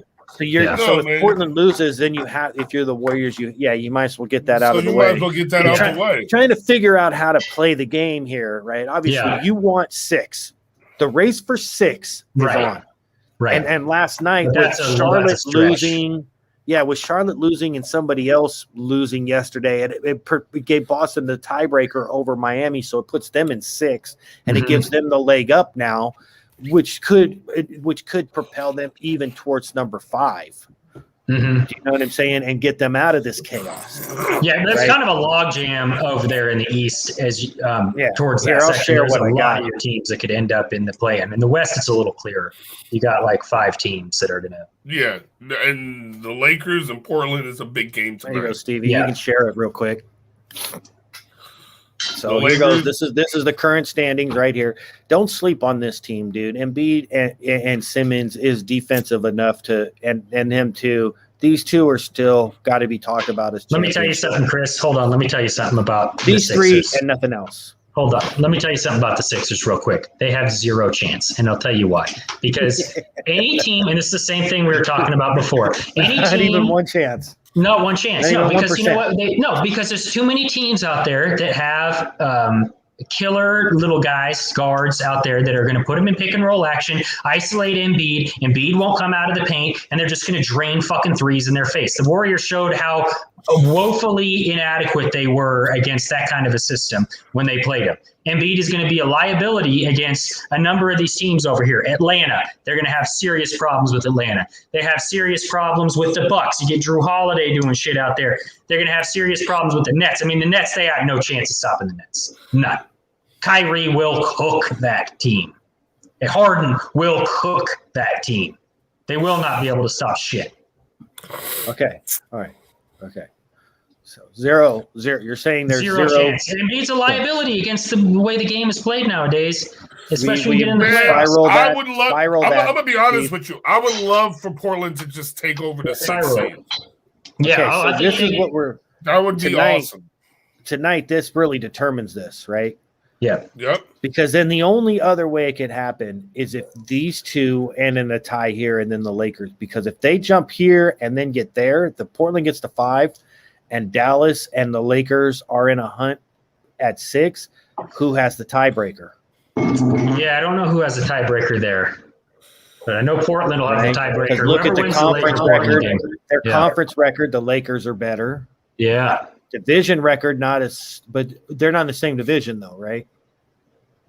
Yeah, but it doesn't matter. It's just a tie. No, the Lakers have a tiebreaker in the West, so it doesn't even matter because it doesn't come down to that. Lakers are in our division with the Warriors, Portland, Golden State, and San Antonio. Yeah, so it's got to be conference record. It's got to be the first tiebreaker, right? And the only reason why they're up is because they're up on a game. Hold on, Chris. The tiebreaker. It's the teams have played each other all 3 times this year, so it's you have a tiebreaker against the teams based upon head-to-head. Yeah. Oh, so that's why it matters when you play them. That's the thing with Portland and LA. It's like, okay, this is their 3rd time. You play all the teams in the West 3 times this year, and I think all the teams in the East was twice or something like that. And so you automatically have a built-in tiebreaker with everybody. With everybody. Yeah. Okay. Oh, I seen one right there. Oh no, that's New Orleans and Dallas. Okay, Dallas. What the fuck? I didn't do anything there. Come on, bro. What's the record against the Lakers? Dallas. What are we looking for? Why are we on Dallas? Right oh, we're trying to see what their record is against the Lakers. Oh.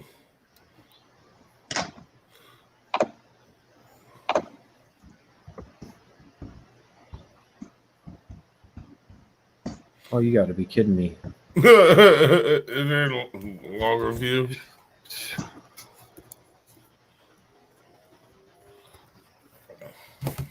This year, right?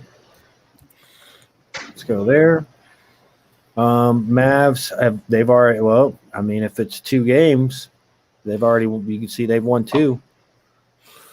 Oh wow! So they got the tiebreaker. Yeah, no, I was just gonna say I just brought it up. Yeah, they already got the tiebreaker. They've already won. Oh, 2. you guys don't see this? Do you guys see this? Yeah, we see it. Yeah, I was on another page looking myself, so I just pulled it up real quick. But yeah, I see what you got too. Yep. Okay. So that's the Lakers are fucked. You know, Lakers are fucked. They're going into the play-in. Yeah. Basically, at this point, I mean, I suspect that the Blazers are going to destroy the Lakers tonight too, and. So really what they need to do is actually maybe do they intentionally lose then so they don't have to play Steph in the 1-game elimination? I mean, what would you prefer to do? You prefer to see Steph once with a chance or prefer to not see him and know you have to play 2 games? I'd rather play 2 games. Dude. I probably would too. 1 game against Steph. What if Steph says that's not happening, LeBron? That's not happening. We are going to go toe for toe. If you win 1, we win 1. If you lose 1, we lose 1. We are going to match up. What if it comes down to that? I don't think that does that. I think we would rather play the Blazers. The Warriors have had the Blazers number for a long time. The Blazers don't want to see us any more so than the Lakers. So Blazers and Mavericks are in. Lakers in the play-in series, right? You're going to LA if you're the Warriors, right? There's no way the Lakers can lose enough to avoid that game, right? The Warriors can avoid that game. Yeah, that's true. Memphis could get there and play the Lakers, right? And the Lakers can get in and avoid the Warriors. But the Warriors got to think to themselves, we can't have that. The Warriors just got to keep winning games. Like, get yourself up to 36, 37 wins, and then see where you're at. Fucking, like I said, the Lakers are on a tailspin. Who's this? When they're going to lose this next game? What's going on? How many games are they going to actually lose before this is all said and done? I'd really like to know. The Drummond curse. Think about this. It's 2.5 hours. We're coming all the way back around to how we started this with the LeBron conversation of what was said. he's just been away and nobody knows why. Yeah. He's just been away. I mean, I'm looking at that record right there, and the way I'm looking at that, all right, so 38 is that magic number right now. You know what I mean? For the Warriors? Well, for everyone, I mean, because that's where Dallas is at, sitting at 5 at 38 because of their losses, right? Like, you're going to have to get up to 38, 39 wins to be up there. The Lakers just really need. We have to play about 6 more games. We have to play the Jazz, and we've got to play the Suns still. Otherwise, all the games are very winnable. And maybe we can sneak one of those out. We do play good teams well a lot of the time. Both of them are. It's going to be tough to win out. It's going to be real tough to win out. No, the Warriors. No. I'm not looking at the Warriors winning out. I'm just saying, like. Well, but how many games do they have left? But I'm thinking we can get right. 5. Yep. So to win up to get to 39, you've got to win 5. You got to win all 5, and that ain't happening. There's a chance we only win. Their number is 37, bro. I think 37. They're thinking 37 and 35 to get to 7. You're saying? No, I thought we were talking to try to get out of the Lakers. That's going to be a free fall for the Lakers. Okay. What if Portland ends up at 5? Listen. Dallas at 6. Mathematically, 7, Steve, like in order for 37 wins to get you out of the play-in or get you to 7, just to get you to 7, that means that the Lakers would have to lose every game the rest of the way. I get that. So 37 doesn't get you. It's a possibility. Right. And here's the thing, because at 38 wins, that's the 6. So now you're saying you have to go 4. You have to minimally go 4-1. Pretty sure the Lakers have 5-1 against us 5-0. And if you go 5-0, that means the Mavericks, the Lakers, and the Blazers lose pretty much every game the rest of the way. The Lakers have the tiebreaker against the Warriors too. I'm fairly sure we lost 2 games. So I don't think we can even pass them. But can you? But you can. We hit 7? Well, I don't think so. That's what I'm saying. I don't think you can. Oh, and the Lakers got the tiebreaker? I'm pretty sure. So I'm pretty sure you have to go. We won 1. You have to go 5-0, and they have to go 1-4 in order for them to come to San Francisco, bro. Mm-hmm. That would be lovely, though. That would be so lovely if that happened, and then beat them. Because the Warriors ain't going nowhere this year. That would be like that'd be our championship of the year. I'd be happy that'd be with the coup season. That'd be so great. The coup de grace right there. Bam. Yeah. Yes. Yeah. You know, I'm telling you. That's why. You wouldn't hurt mine. Hey fellas, I gotta bone out though. It was fun. We'll do this again. 2.5 hours later. We can do this all day. 2.5 hours later. No, that's what I'm saying. I'm like Captain America getting his ass whooped. I can do this all day. Yeah, man. Yeah, right. All right, fellas. All right, you guys. I'll let you later, man. You guys keep it easy. See you later, Chris. Later, Stevie.